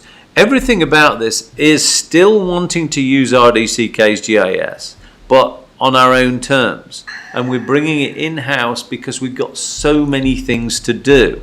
And RDCK are not organised to specifically tailor to the needs of a city with all the complex tasks that need to be done. Okay. So what we've seen and what we witnessed and what we've documented is that there are enormous benefits to geospatial technology, to geographic information systems, to location intelligence, to whatever you want to call it. But there are community and environmental benefits, operational, organisational and technical benefits. I won't spend an awful lot of time talking about these, but you can see, in your package and on the screen that we identified enormous environmental benefits with regards to protecting the community, promoting economic growth. And then operational benefits, improving efficiency, increasing productivity. And as we went through this and as we interviewed all of the departments, it was becoming clear that if we started using geospatial technology more, and we integrated databases, and we trained people, and we changed the way they were thinking about location and mapping, there are significant benefits. So there's operational benefits, organizational benefits, saving lives, saving time, saving money, complying with mandates, etc. And then technical and tactical benefits, improving data accuracy, which is something we're going to have to think about, automating workflows, visualizing planning scenarios. So then we can, at this stage, turn a little bit to other organizations. And we tried to keep it close to home as possible. I've done a lot of work in Ontario, but as you can see for Castlegar here, population 9,000. They're not using RDCK, but go directly to Parcel Map BC. And they, use GIS for planning and development and engineering. They have done for the last 10 years. Current updating their GIS strategic plan and changing software. Okay. If I can add, Parcel Map BC is a third-party provider of land titles information. So they take the land titles data with the property information, and then they make it into a GIS format. And then various municipalities and regional districts can download that for free and incorporate it into their mapping systems. Trail, one of the questions was about staffing. So we have a population here in Trail of 10 years with the Esri software. They have one GIS technician plus IT support, not using RDCK. Esri software, 10 years with the Esri software. So, and you'll see a pattern in terms of Creston, 6,000 population, using RDCK, Esri GIS services. 2 people use it regularly, don't have GIS staff. And then we go to Cranbrook, which is population of 20,000, Esri shop, as it were, 2 GIS technicians reporting to engineering and emergency management, public works for asset management and city works. That's the type of thing you're starting to see when you get, certainly populations, anything from 10 to 20,000. Okay, so we're starting to see organizations become independent. So Roslyn, 4,000, have 1 GIS technician using the parcel map of BC and RDCK. We didn't spend an enormous amount of time comparing and contrasting organizations. The point of this is the fact that Nelson is evolving and maturing, and RDCK cannot support a maturing organization like this. There is groundswell of demand to use GIS. Okay, where do we want to go?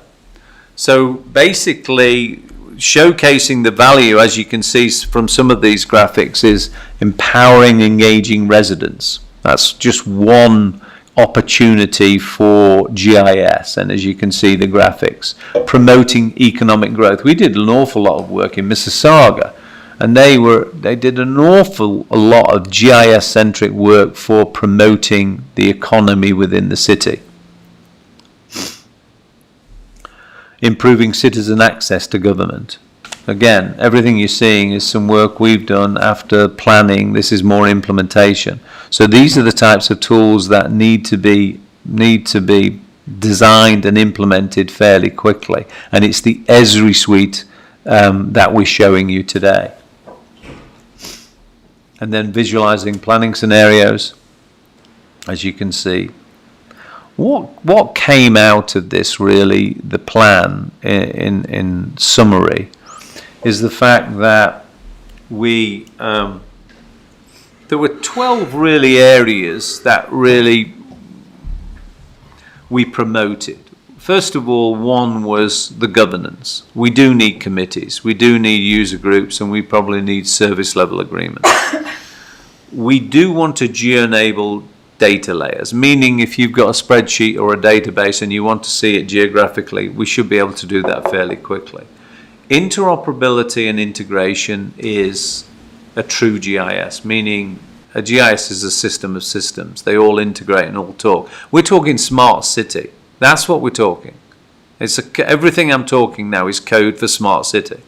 Departmental and enterprise. Wrong code. Enterprise We need a new GIS name. applications. And then operational dashboards, story maps, 3-dimensional modeling, asset and utility mapping. And there's more. Yeah. Okay, Mayor? Yes. So I'm just imagining a scenario where one of our staff goes out to an issue in underground, whip out their tablet. They can go deep into the system without breaking ground. And in that way, I mean, it would be like, I'm just thinking in the olden days, you have to break ground, get in there, physically check it out. But this is like a whole layer of information where you can do so much before you actually physically get involved with an asset. So is that, I mean That's you've nailed it really. In as much as GIS is about everything underground, everything above ground. Yes. So when you talk about underground, we're talking about water, sewer, stormwater, fibre, everything that is underground, storage tanks, really needs to be inventoried. We need to know the age and the condition, like we were talking about before. Once we have that, we're in a very good place to start thinking about how much money it's going to cost us to replace that pipe, or how old is that pipe, to predict where failure will occur. So everything underground needs to be in the GIS. At the same time, everything above ground, from fire hydrants to sidewalks to roads to trees to absolutely everything, needs to be in this model for the city, and it needs to be attributed, and it needs to be aged. And tomorrow we will all be in a 3D world, tomorrow being the next 10 years. So we're moving from 2D to 3D. So a model of Nelson is round the corner. So within the decade, you'll be seeing people walking and flying through everywhere and looking at the buildings and looking at everything about the buildings. We'll be looking at the incidence of crime. We'll be looking at parcel ownership. We'll be looking at demographics. We'll be looking at social equity. We'll be looking at homeless. We'll be looking at everything the police want to see. So it's all part of this model we're building. You're spending an enormous amount of money to build a model so you can make better decisions. Sorry, you caught me there. No, I'm just trying. I mean, I kind of grew up in the analog. I'm 53, right? And I grew up in the analog, and then halfway through my younger life, everything switched to digital, and now I feel like it's just full immersion of digital. But I'm starting to understand this incredible. It does make me smile, because when we came, I thought, oh, this is Nelson. This is, and I could see the city. I thought, I wasn't surprised you weren't as advanced. What shocked me the most was Nelson Hydro with the utility network model. Someone in their wisdom said, hey, we're going to jump over everybody else and go to the most state-of-the-art model and build a model that way. So you've got one anomaly here, and that's the utility network model, which I commend anybody who ever made that decision. It will work because it's a sophisticated model, meaning that model will allow you to make better, quicker decisions because it's got more bits to it. Anyway, sorry. Councillor Page, you have a question? I got a few thoughts at this point. And just to the mayor, just because I'm going to ask these now, I'm going to try and keep in my mind that I'll try and get out of here at 5:45 to do the rec engagement that's out at Tagum. Right. I'll try and spit some of these out here in the 15 minutes that I have left. Thank you for your presentation, and thank you for doing that research and doing the case studies and positioning out a plan going forward and how we work, bring that skill set inside. I don't need to be sold on the improvements and the future in GIS. I think the benefits of structuring our data, working them into workflows, getting outside consultation to generate the apps and the various tools and integrations that will make those workflows make sense to me. Some of the opportunities as we go down the path of Model 6 that I hope we explore, because I think it's a good opportunity for us to work together. Thank you for the analysis of the various other communities. Is I really see this as two pieces. There's the IT layer, and then there's the staffing. And then I guess a third would be the innovation and where we're pushing on beyond that. And where I'm going with this is I hope we will explore through those conversations where can we value add. If we're running software, they're running software, it's the same software. Where can we be replicating and creating disaster recovery resilience between the municipalities? I see that as an opportunity to make an overture to Castlegar. I see that as an opportunity when there's upgrade cycles to talk to Trail and see if we want to be doing something that's together, but housed in our individual IT locations so that there's localized responsiveness to what they need to do, but the data is protected, and in an event, we can access it from anywhere. That would be my vision for the IT layer. Of course, those costs will all be borne by the individual organizations to an extent.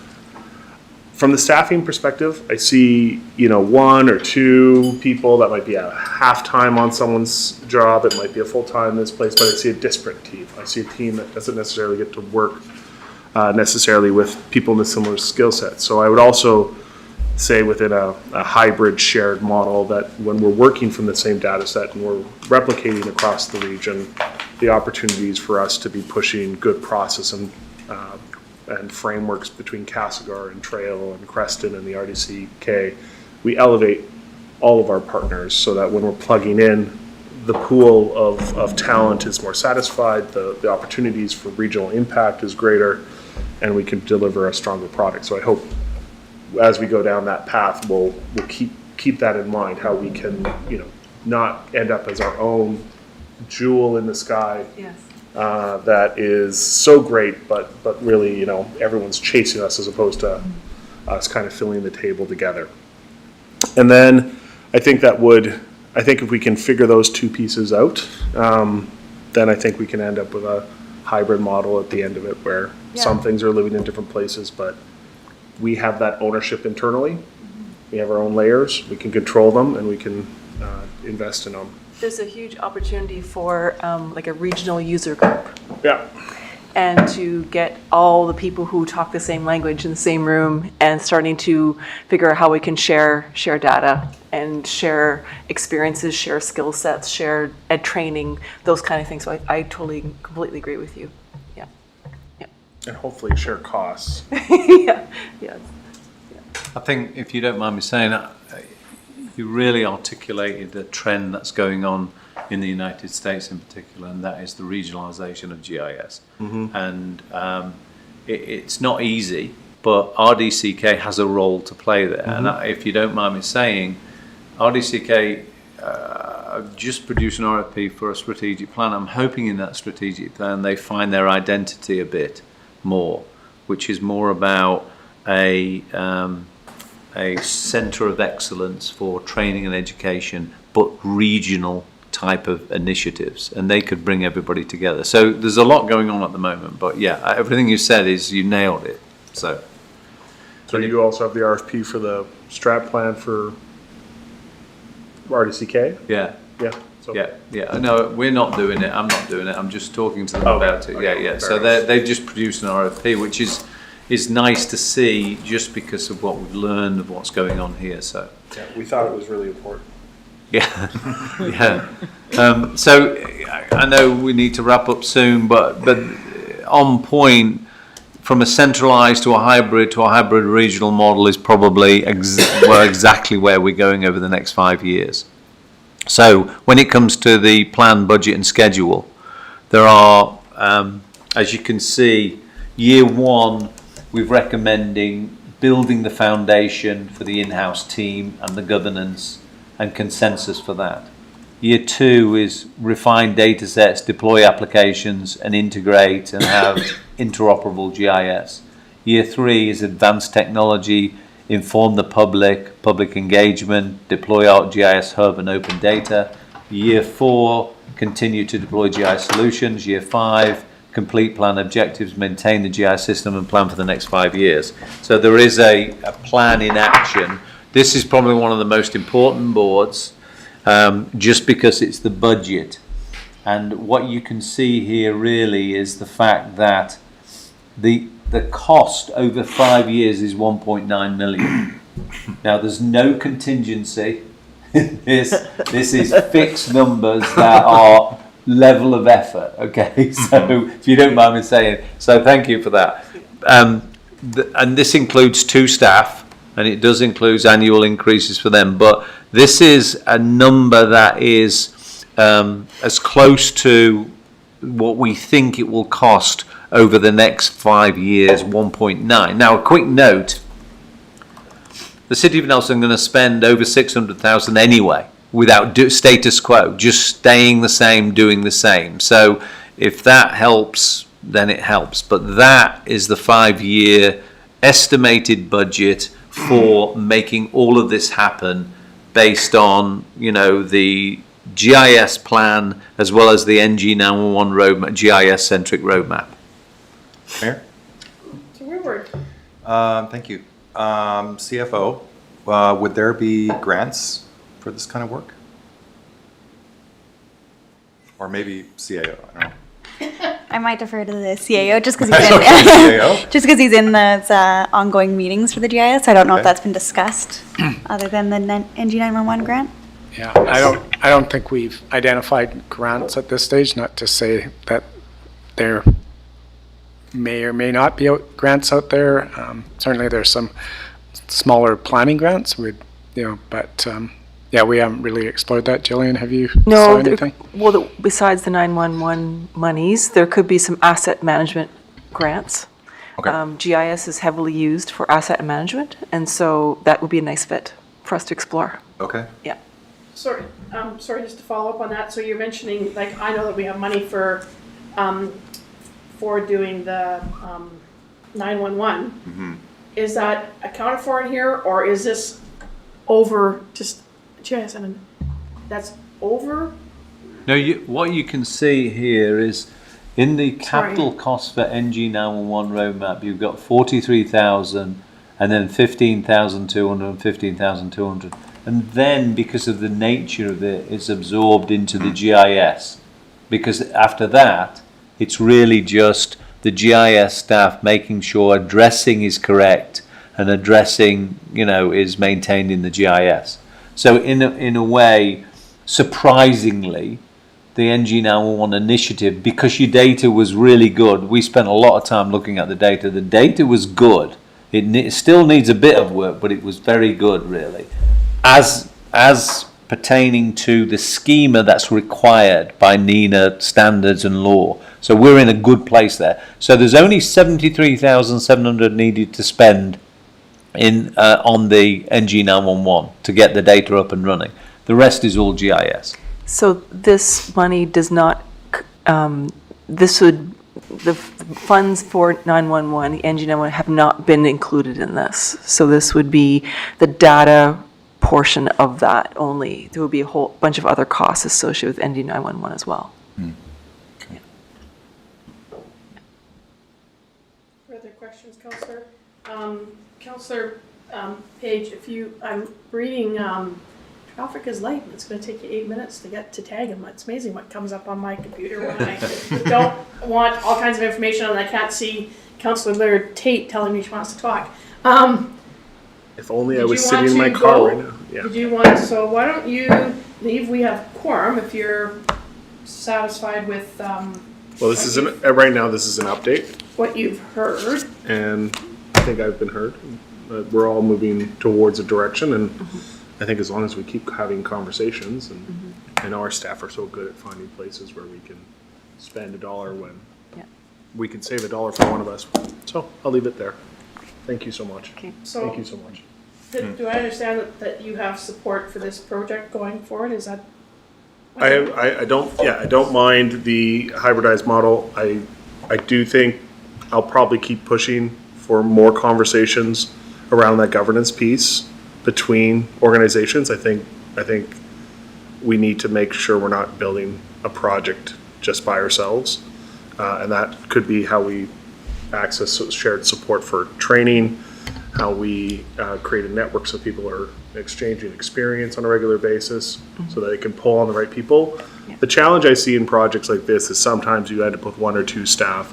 They're really well trained, something a little hard and some hard corner case shows up and they're not quite the right person to be doing it, but they hit their head on the wall for 3 or 4 weeks trying to get something out the door when you're working in a larger team of GIS specialists, the solutions can present themselves a lot quicker. And so when you're tied to sharing data together because you've worked out some governance, and not governance in the data governance, but governance in the people governance structures and service agreements ahead of time, that you can start to work on those things together. Like Castlegar's gonna have the same issues that we're gonna be having. Creston is already dealing with issues we're gonna be dealing with.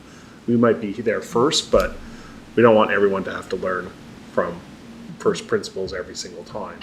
We want to be effective and efficient. So I'll keep, an eye on those kinds of things. And I do think where we will be spending on our own infrastructure, there will be opportunities if we think about them on how we integrate the actual technology, because it's all the same platform, so that we're building in redundancy for all of our partners for their systems without, I think, a ton of additional costs above and beyond what we're already spending for the IT layer, because the data is a big component of it, but we have fiber between all our communities. We're already connected between our data centers. They're all using Microsoft technology as the baseline. I want to have that ability that if something is completely wiped out, God forbid, that system is still just there, ready to go and help with response. And that sophistication will grow with us. So. Okay, so Councilor Payne, I just want Paige, just in terms of you're going to this engagement meeting that unfortunately Councilor Tate and myself cannot attend to. I just want you to, I realize as Chair of Recreation, this is an important meeting for you to be attending, as it is for all councillors to try to find one to go to during the next 3 days.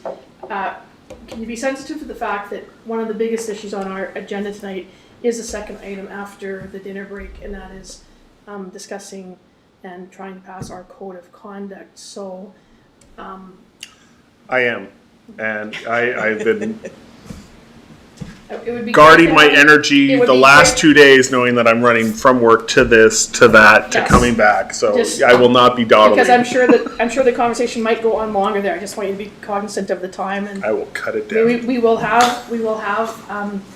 We have quorum, but it would be good to have you part of the conversation. No, I most definitely will be Thank you. hurrying back. Please put my dinner aside.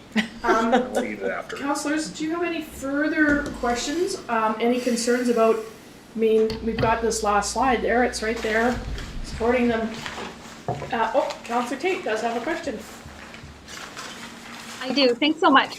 So I was just pulling up the capital budget for this year, and the GIS was $150,000, this GIS integration. So it's something we've been planning for a while. And I remember when it came up last year that I said to CFO, I don't fully understand what we're looking at here. And I wasn't aware, and I don't have all of the billion things that we do in a week, that there was a strategic plan for GIS coming to council.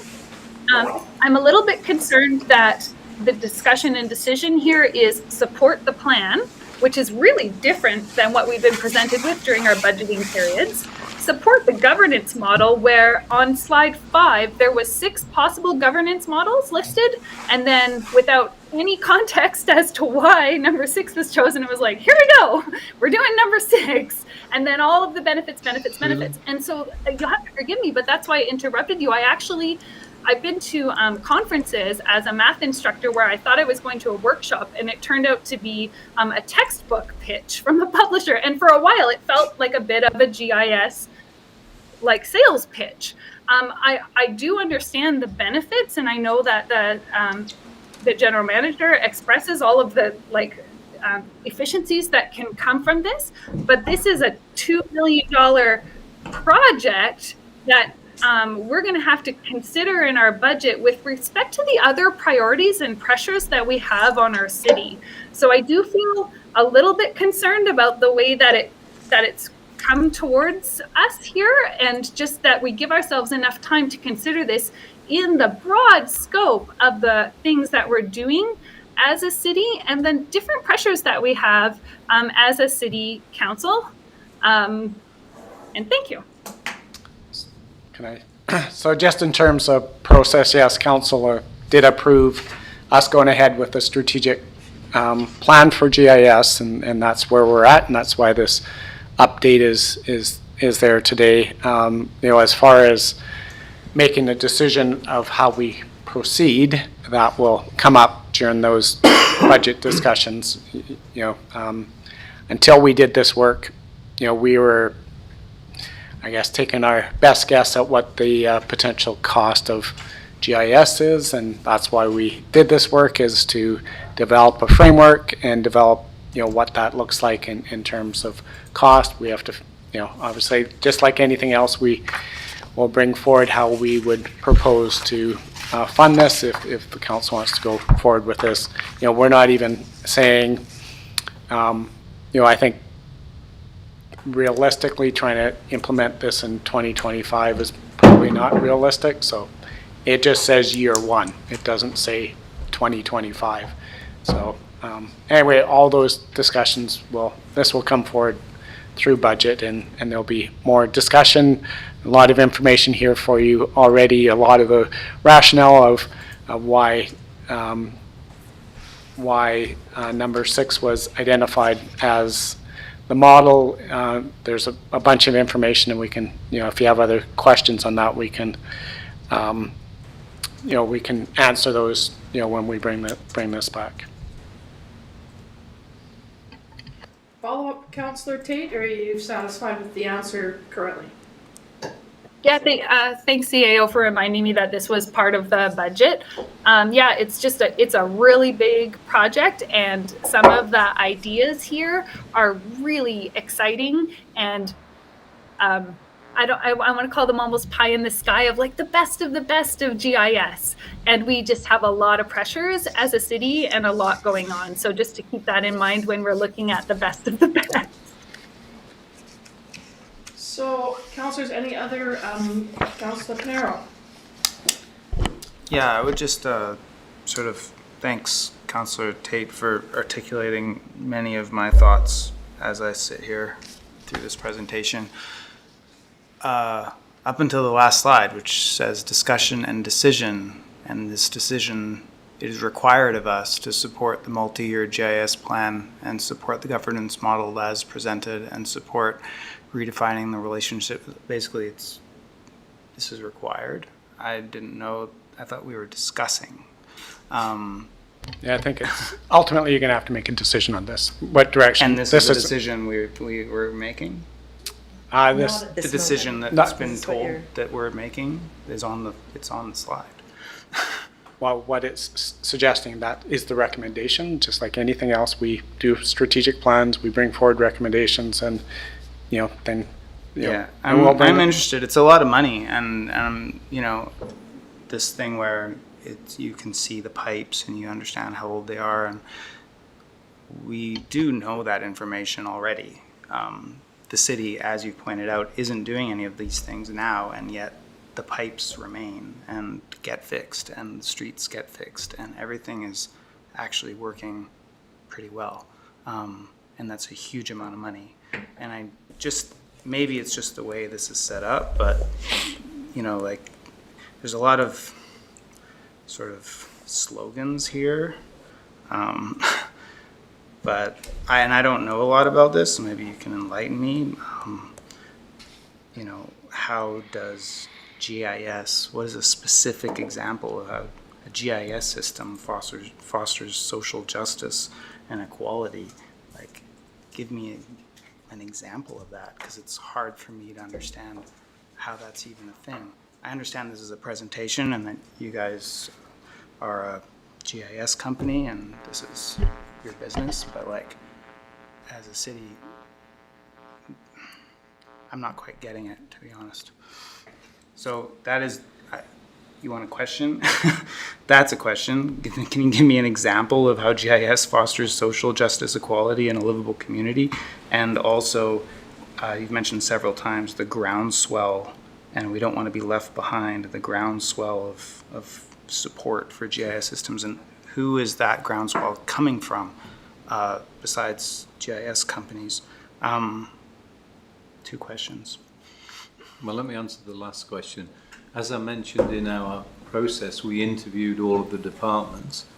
I don't think there was too many exceptions that there was interest and enthusiasm by all of the departments and the steering committee for GIS. So we didn't really meet too many people saying, we don't want to use this. So that's where the term groundswell came from, because there was most of the people we interviewed were interested in geospatial technology. Now, when it comes to social equity, I'll send you a video because I couldn't do it justice, and that will explain exactly how GIS is being used to look at demographic information, to look at how organizations are spending money in relation to the racial makeup of cities. So there's an awful lot of research done into that. Not saying Nelson's in that position, but there are good examples of how that's being used, and I'll be delighted to send you some information because I don't think we have time tonight. But your points are good.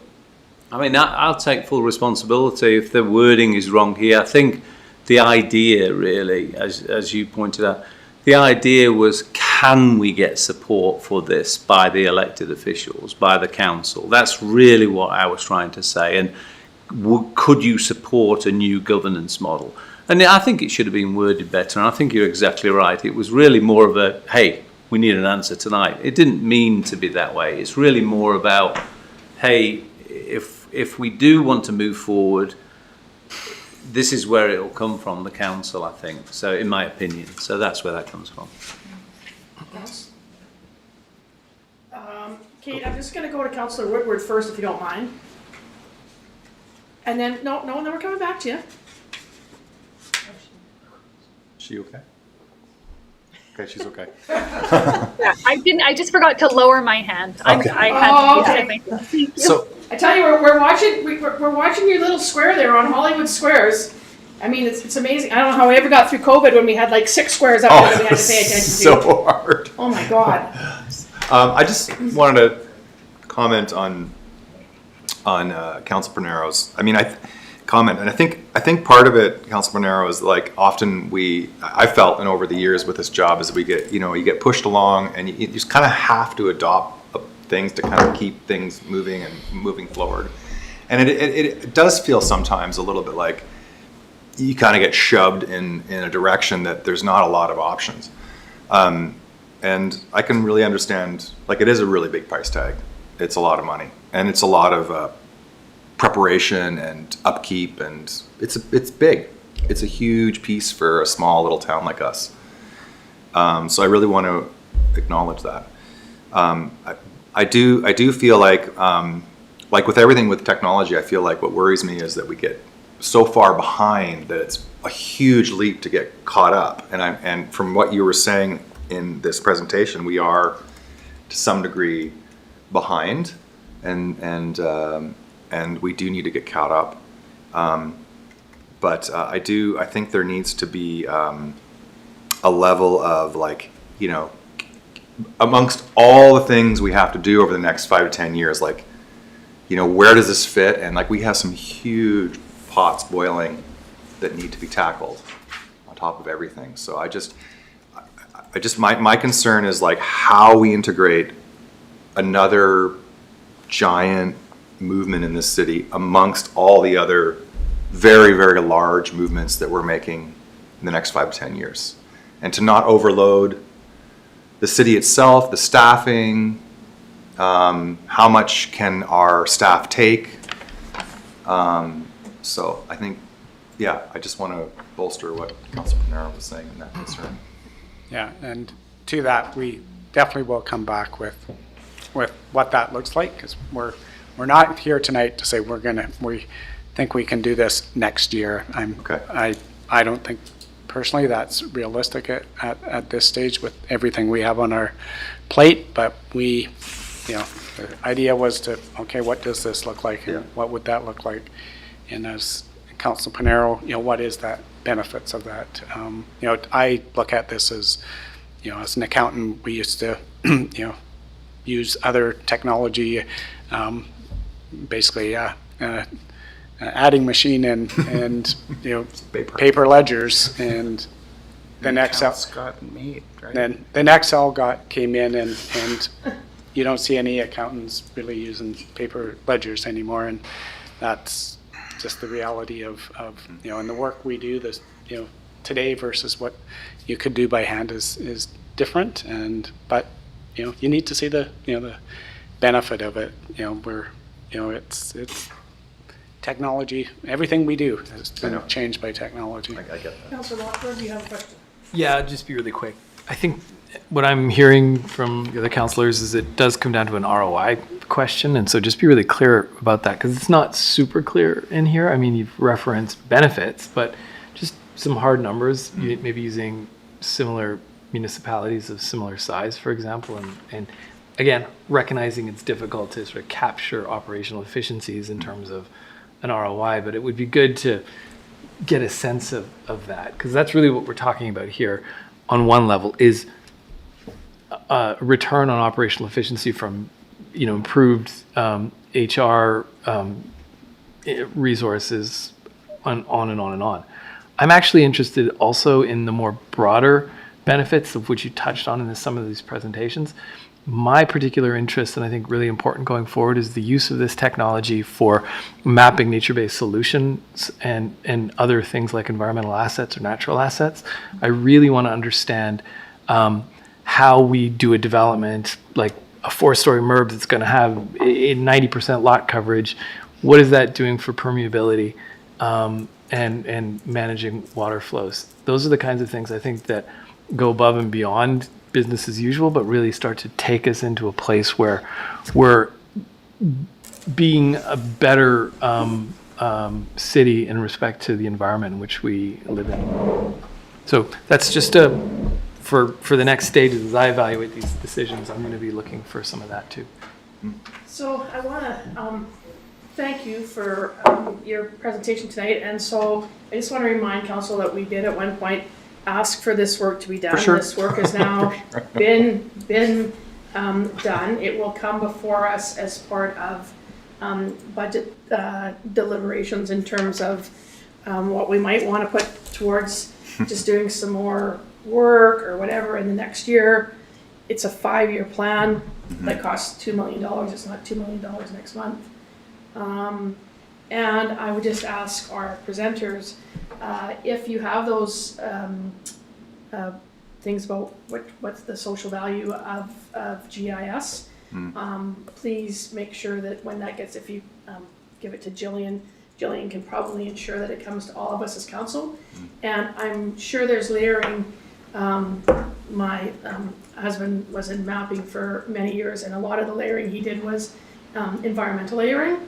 So I'm sure perhaps there are some examples of how GIS works in terms of mapping our natural assets. So if you have any videos of that as well that you could send along, just so we could look. Because I think that when we can see how the tool can be used, as my council will tell you, I can barely get my phone turned on a good day. So technology is really beyond my capacity, but I'm not at a loss of having lived with a person that's a mapper, the importance of GIS. He talks, I kind of go blank, but any additional information that you can send us just so we're better informed. That's why we have workshops. This is a workshop. We're not signing on the dotted line, anything here tonight, but to be fully informed is important. So again, I really want to thank you, David, for coming, and your team, which seems to have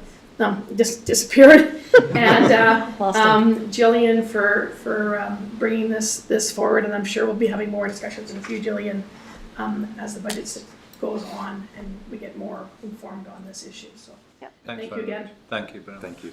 Thanks. Councillors, if I could have, where were we at? We're at 5:59, so I'm going to ask for a motion to recess. Moved by Councillor Payne, seconded by Councillor Woodward. All those in favor, opposed, and that carries. So we'll do a recess till 7 p.m. Thank you.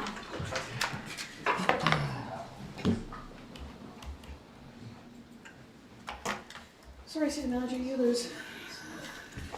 I say sorry, City Manager, you lose. There's nothing going on anyways. There's nothing going on. There's nothing going on anyways.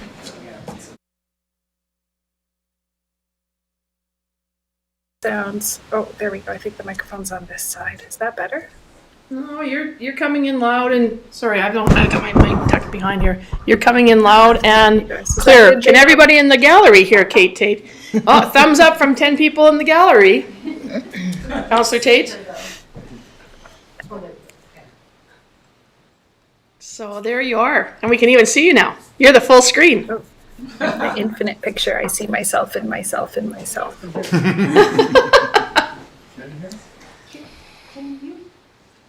Can you hear us, Councillor Tate? You can hear us, can't you? We have a No. USB. Okay, try now. Sorry. Kate, Can you hear us? Can you hear us, Kate? I can hear you now. Yes. Can you hear me? Yep. Yeah, you we can hear. We were worried that you couldn't hear us because we've been talking about you and talking at you and you haven't responded. Please do. I got a block. That sounds right. That sounds right. It's probably the best way to talk about me is with me not hearing you. Did you ever see that one panel comic when the cell phones first came out and you'd walk around and saying, "Can you hear me now?" And there's like two cats on phones and they're saying, "Can you hear meow?" Very good. Okay, and we're live. So, on that note, if I could have a motion to reconvene the meeting. Thank you, Councillor Woodward, seconded by Councillor Pinero. All those in favor? And that carries. And so the only thing that we didn't cover off before the recess was the city manager's verbal report. And he tells me that he's got nothing new for this evening. So I'm going to move on to item 9, and that's requests. So the Nelson Fire Department, UBCM Community Emergency Preparedness Fund. The UBCM Community Emergency Preparedness Fund, Disaster Risk Reduction Climate Adaptation Grant. Could they make these titles any longer? Presents an opportunity to secure $99,000 for a project aimed at enhancing community resilience to climate-related emergencies. I'll move that, Mayor. Okay, thank you, Councillor Woodward. Is there a seconder? Seconded by Councillor Lockenberg. Councillor Woodward. Whereas council supports enhancing the competency and resiliency of the Nelson Fire and Rescue Services and the community, therefore be it resolved that the Corporation of City of Nelson be authorized to apply for a $99,000 grant as part of the application to the UBCM Community Emergency Preparedness Fund, and further the staff be responsible for the overall grant management. Thank you. Councillors, any questions regarding this grant application? Councillor Tate? You okay? Oh, wait, now we've missed you. Now we've lost you again. No, she's there. She's there? Yeah, I have no questions. Thank you. Okay, that's great. So this recommendation has been moved and seconded. Council, all those in favor and opposed, and that carries. Thank you, Council. Moving on to bylaws, 11A, Code of Conduct, Council Code of Conduct. This request is for council to adopt the City of Nelson Code of Conduct Bylaw 3613-2024. The bylaw establishes clear principles and expectations for the conduct of members of council, advisory bodies, and appointees. The bylaw aims to promote integrity, respect, and accountability amongst officers representing the city. There's a recommendation before us. I'll move. Okay, moved by Councillor Woodward, seconded by Councillor Lockenberg. Councillor Woodward? That the City of Nelson Code of Conduct Bylaw number 3613-2024 be read first time and second time by title only. Okay. Councillors, any discussion? We've had, just for people in the public, that we've had two substantive and fulsome meetings about the Code of Conduct with an external advisor And there's been a lot of work done in the preparation of this code. Councillor Payne. I was just going to ask for a short summary, and the other thing I think that it's important to mention is this is something that's happening all throughout British Columbia to a certain degree and around the country. I think we've all seen newspaper articles talking about the conduct at various levels of local government, and this is one of the mechanisms that hopefully will put a bit of a framework around the value and integrity of working together in local governance and with both staff and residents in our communities. So I think it's a great step forward for the City of Nelson to implement this code of conduct. I don't know if it's totally 88 pages, but that's what it says on here. There's a lot in there, and it was done with a lot of discussion and consultation. So I think it's an excellent document. Thank you. So Councillor Payne, you've asked for a summary. I will ask the corporate officer to perhaps give us an overview for those that are in the gallery and that might be reflecting back on this council meeting at a later date.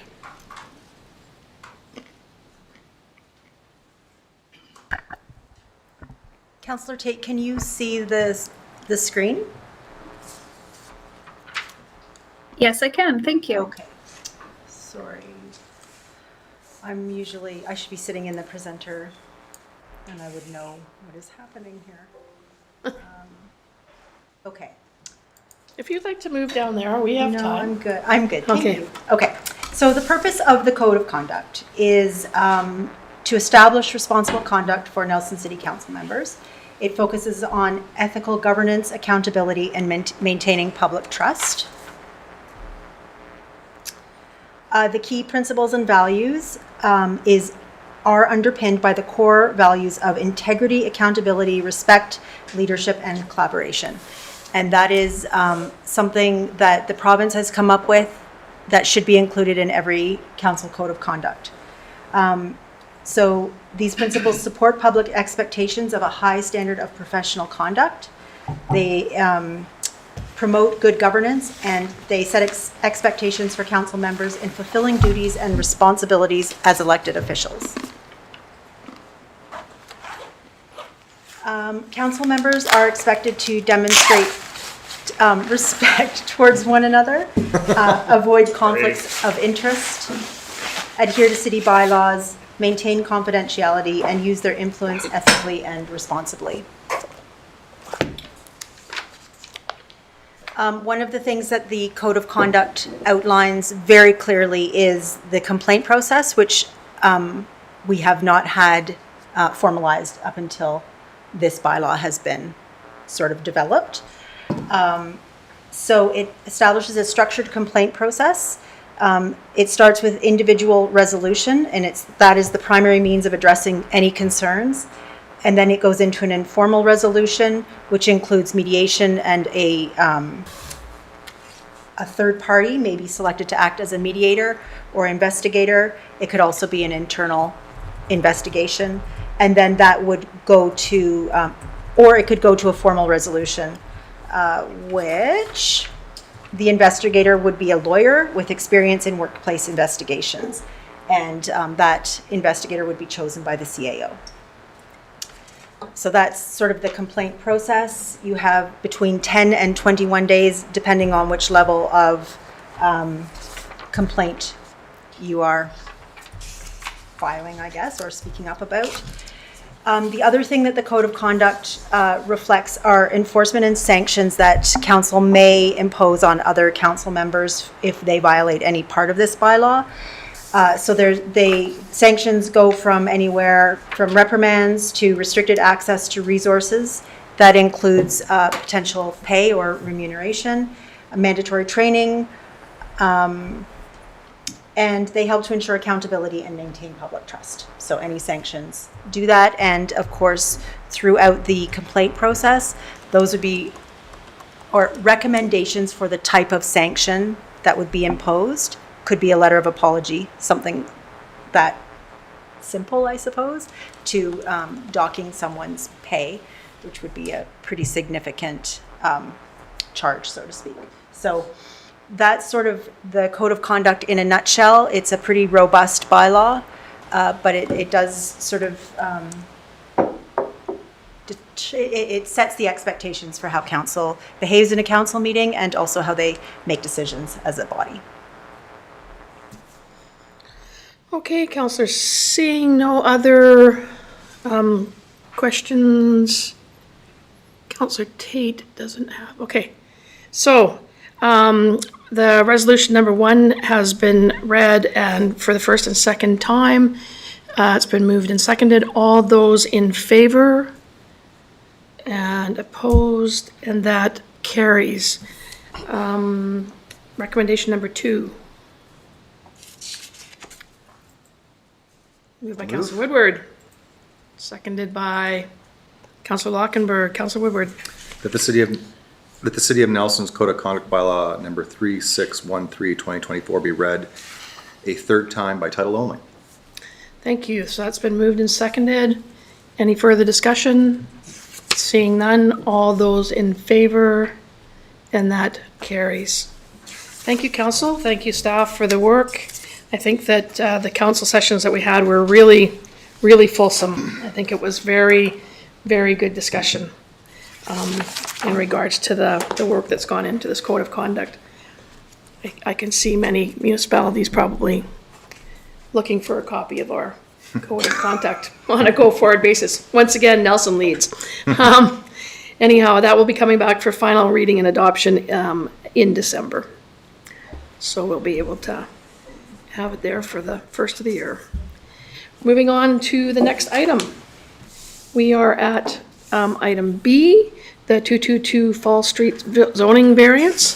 So Development Services has received an application to vary section 4.1.6 of zoning bylaw 3199, 2013 as follows. 1, increase the lot coverage from 35 to 43% on 3 separate lots, lots A, B, and C at 2222 Fall Street. Council is being requested to approve the variances. Council, you have a background there and an analysis, and we have with us the manager of Development Services and also Sarah, one of our new people in Development Services, one of our new planners. So welcome, Sarah. I think is this your first time coming to a council meeting? Yeah. Yeah, well, welcome. And so is one of you guys going to give a little summary report? Okay. Top one. Okay. Hi. So the proposed development at 222 Fall Street, located in the Uphill neighborhood, involves 3 lots, each with 2 front and back duplexes. This will result in 4 units per lot, totaling 12 housing units. Planning staff have thoroughly reviewed the proposal to confirm it aligns with both zoning bylaw and the official community plan. Key zoning requirements that the project meets include off-site parking requirements, setbacks, building heights, and site permeability.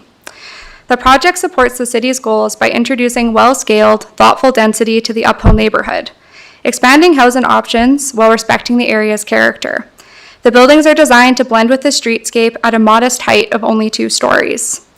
The proposal was reviewed by relevant city departments, and local residents were also notified.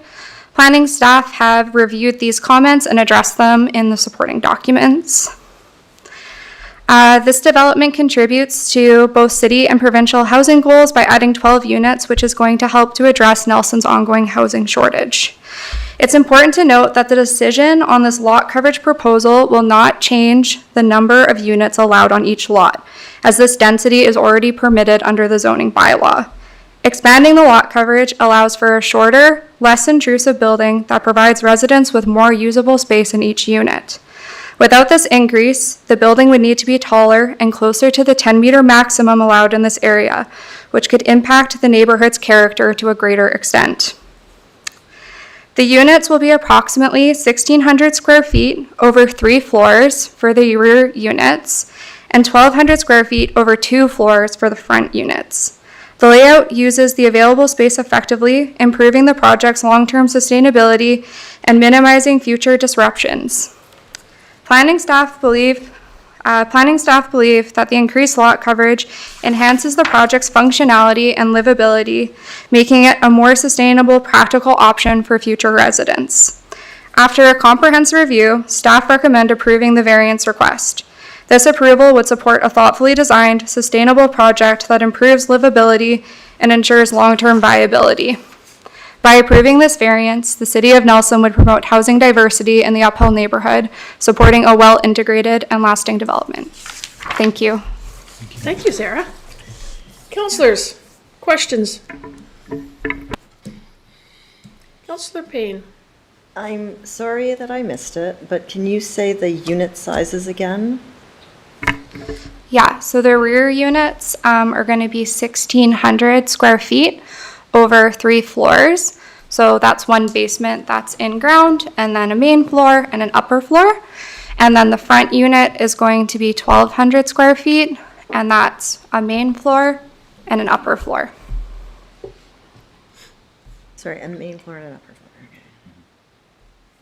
Because the footprint on the front units is larger, or am I looking at the lot backwards?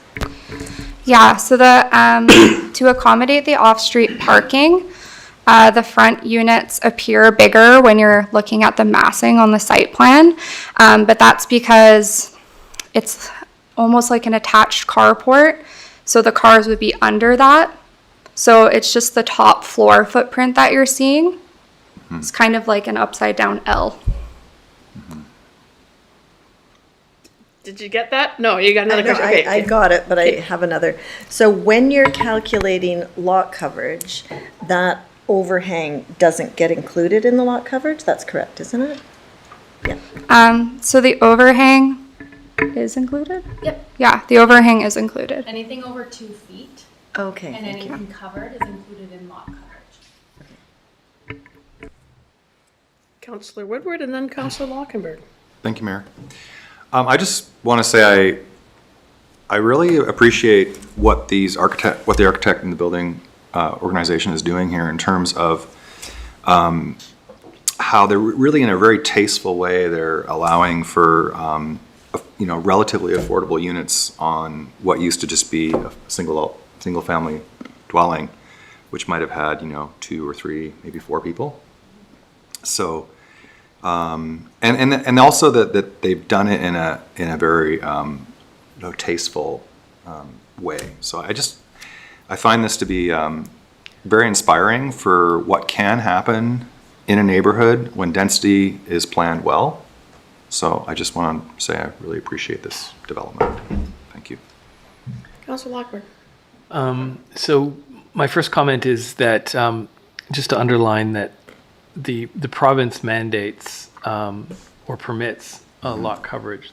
Not this lot coverage, but this number of units on this property. That's not what we're talking about here. That's set.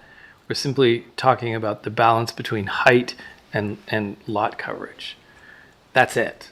That's what the whole nature of this variance. And so, in terms of impact to the neighborhood, if we were just looking straight from the lens of impact to the neighborhood, really the question is, would it be more impactful for it to be higher or for it to have more lot coverage? And I think the answer is it would be more impactful if it was higher. That's what I'm picking up. So in some sense, this is, given all of the constraints we have mandated by the province, this is the most respectful of that neighborhood as far as we're concerned. So I just want to get that out there first. My second question, though, is related to the lot coverage, which is about permeability. And I know you've addressed, or it's been addressed in this presentation, but I'm just, if you could speak to that, because I think this is an issue in terms of where the water will go and how much that informs this design. So in the R1 zone, each lot has to have at least 30% of permeable landscaping. So that can include certain types of pavers that allow water to pass through, grass, basically anything that water can permeate. So this development exceeds that requirement. They have 32.8% site permeability. And then as well, when the site was subdivided, earlier this year, all stormwater concerns were addressed at that point, and they've connected into the stormwater system. Okay, great. Can I have a follow-up? Sure.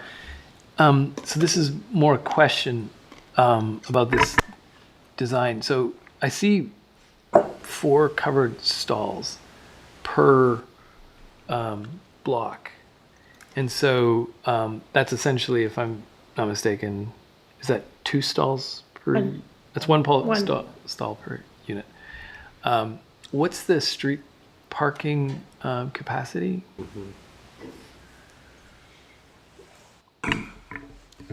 So there are some challenges in that area in terms of street parking, and that's because of the location next to the cemetery. That being said, it's been made aware to us during this variance process that there's some concerns with the availability of street parking, especially as they pertain to funeral services at the cemetery. And I would just like to make council aware that we are working on a cemetery master parks plan, and hopefully that'll be an opportunity to address some of the parking challenges up there. Yeah, does that answer your question? Yeah. So if I may, just to restate again, we don't have control over the number of units, and so therefore we don't have control over the number of vehicles that are likely to be there. The best we can do is work through the cemetery and the parks master plan to come up with some updates to that area to deal with the additional parking. And I would also like to note that the developer has taken a very proactive approach.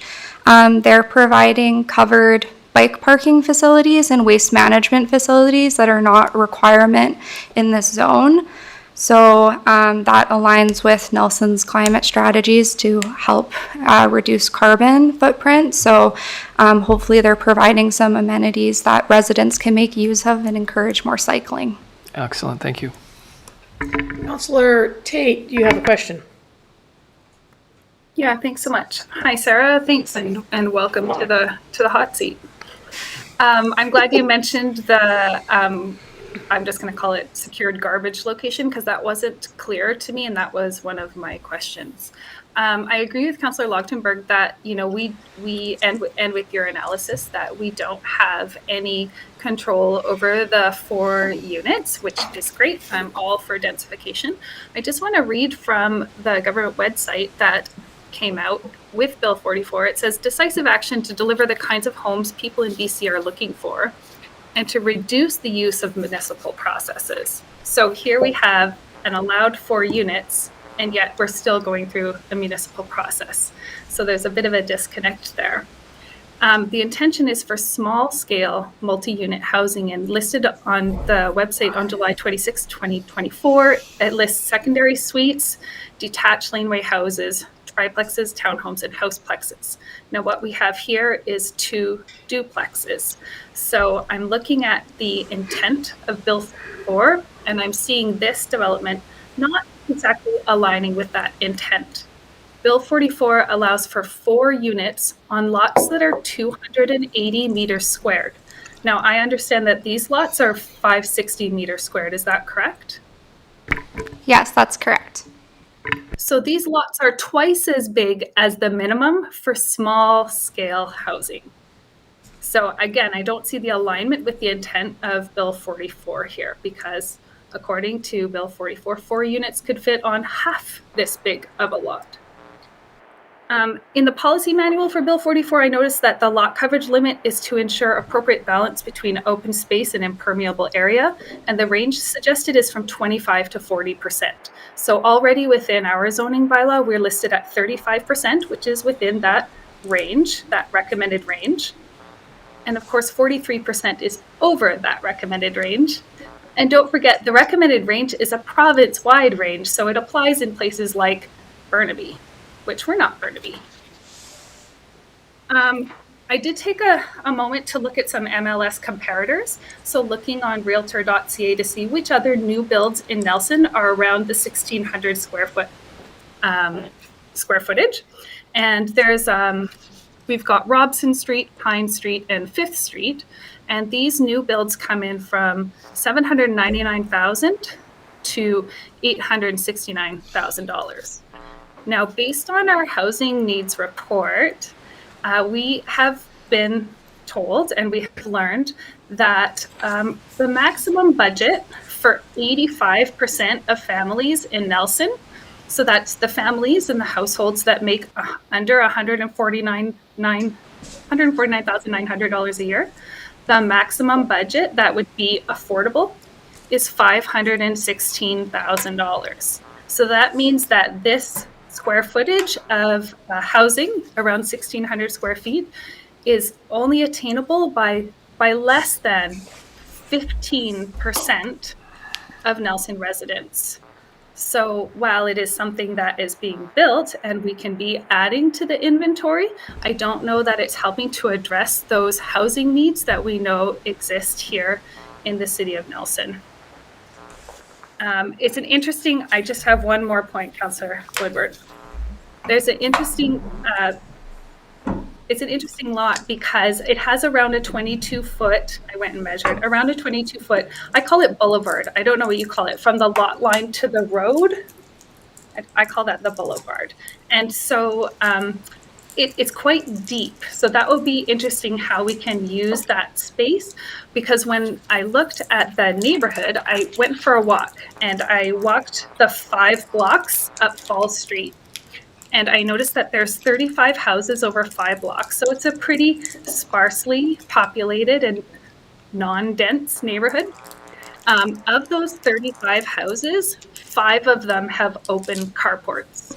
So when we introduce 12 new open carports, that substantially changes the character of the neighborhood. We're going from 14% to 36%. That's kind of interesting, right? 34 of the houses have lawns and green space in front, and 34, one of them has a rock scape in front, and 34 of the houses have large trees in front.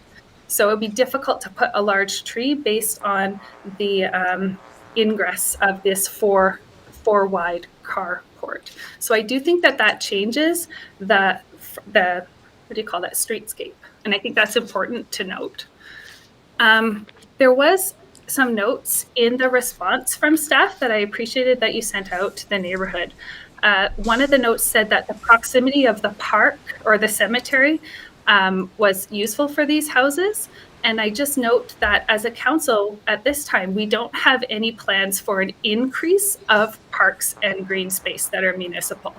So what that tells me is that if we're going to adopt a planning philosophy where proximity to parks means that you could have a less amount of green space on private lots, then that would be something we need to speak about as a council.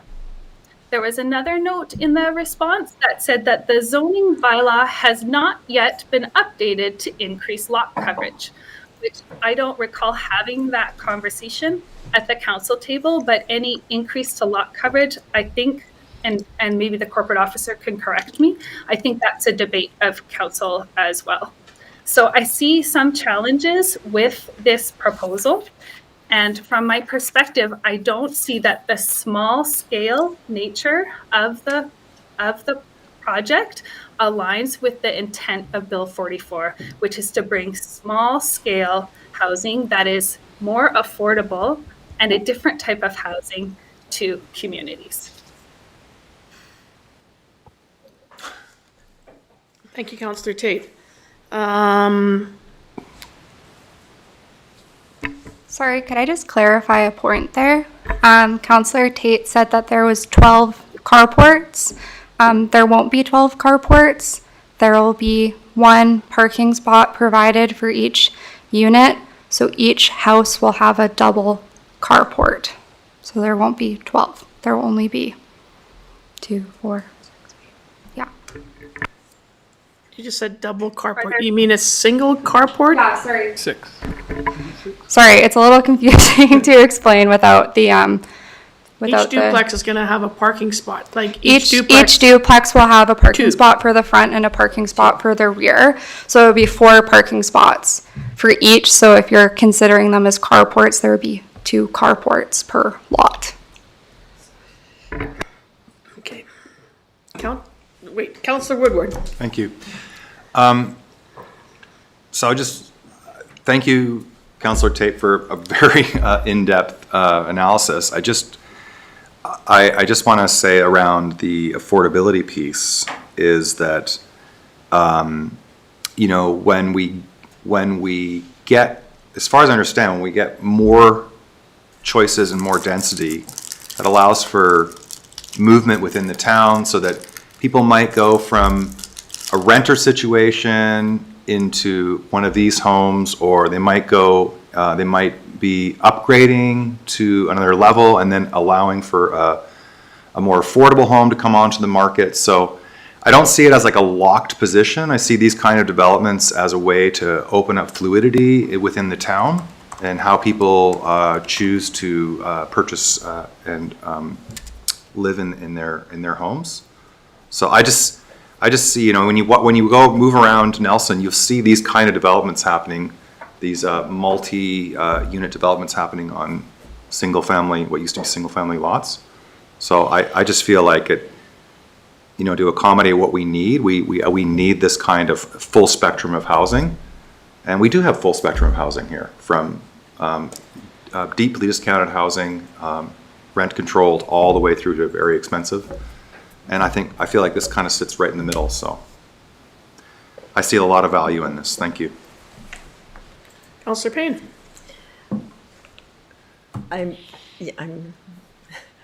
Okay, just step it back.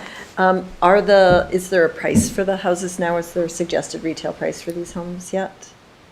And there aren't any pre-sales happening of the homes, because 12 homes at that near $800,000 mark in that particular area, that's an interesting proposition. I really applaud a local builder who has that confidence in our market, because I do know that some of the homes that have recently been built that Councillor Tate alluded to, not all of them have been sold and they're sitting there. So maybe with interest rates shifting, that will change. But yeah, it is a very small segment of our population that can afford an $800,000 home.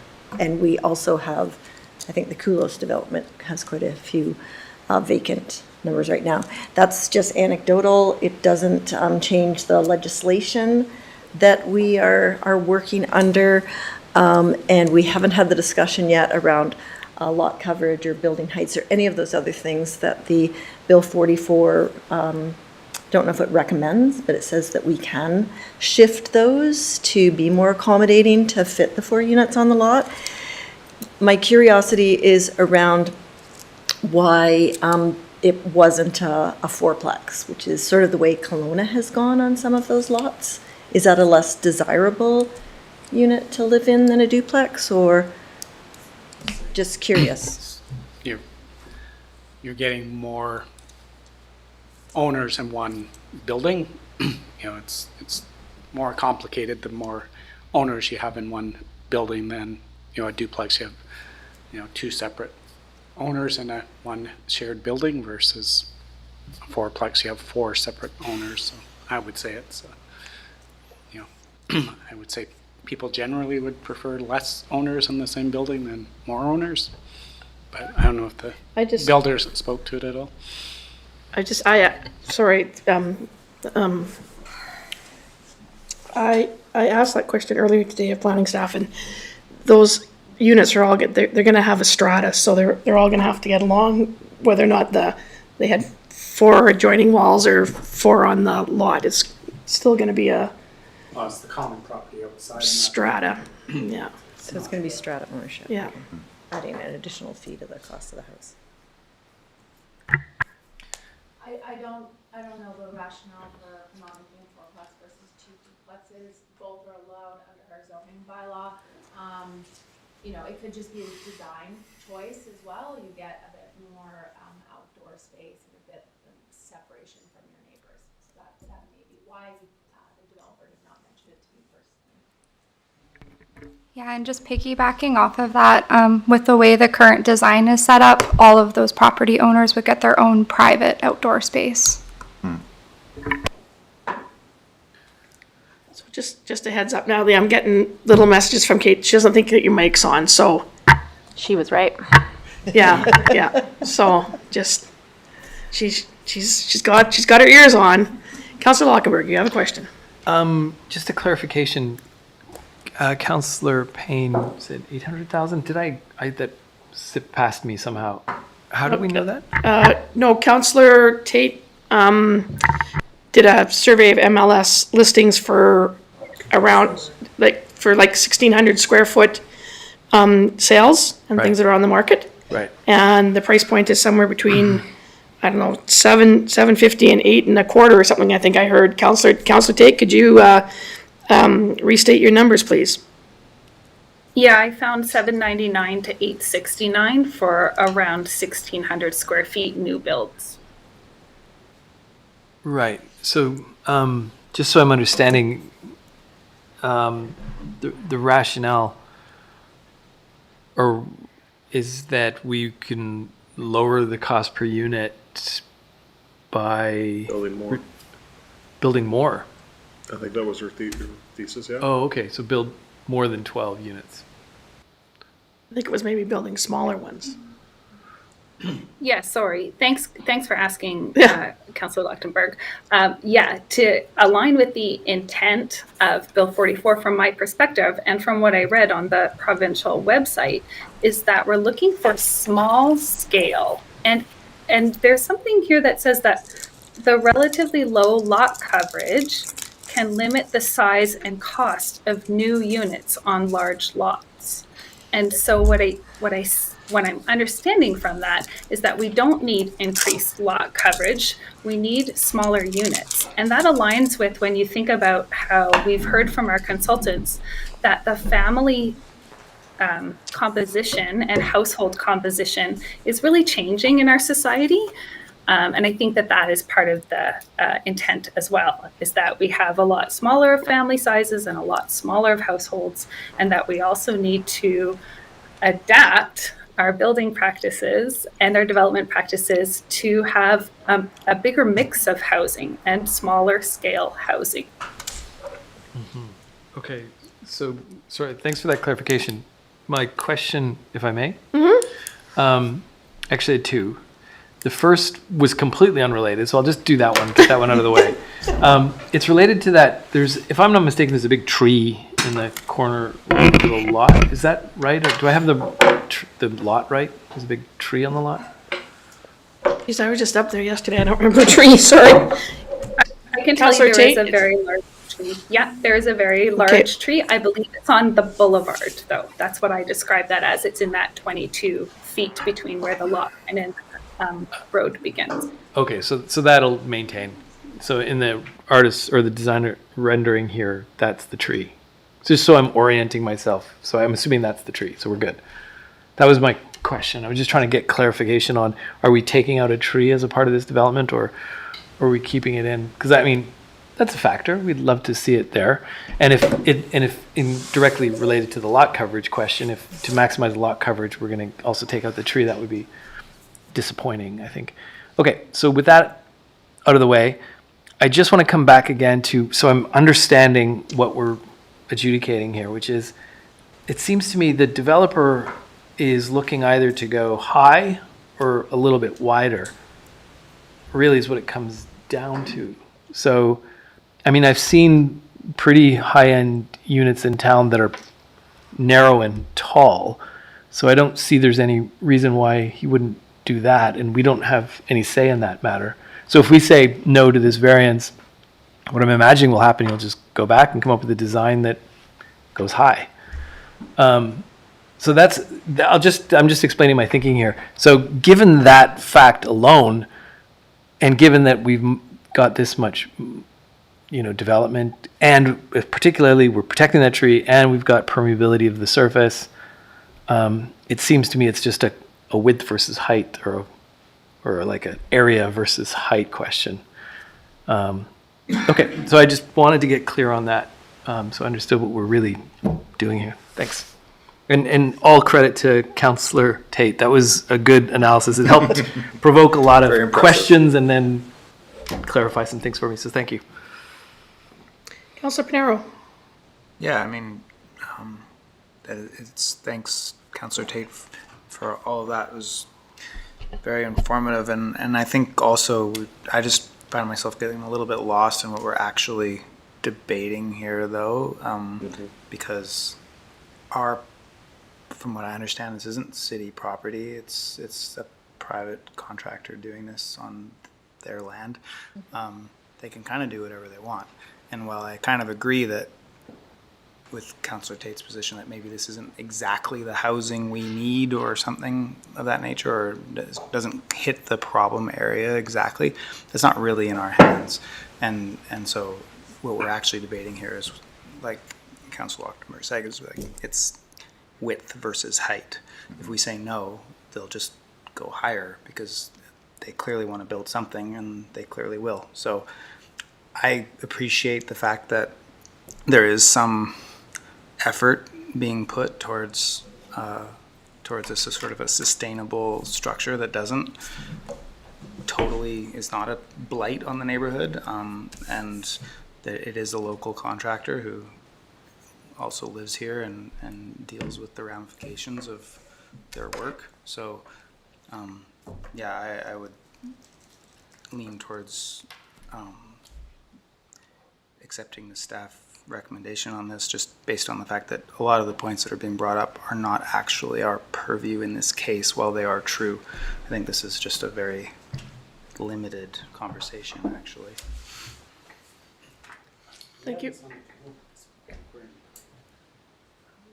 Well, we haven't put it on the table, but people, we can put it on the table and we can repeat it all, but Councillor Woodward, so you're gonna move I'm gonna move the okay, well, hang on, recommendations. so can I have a seconder?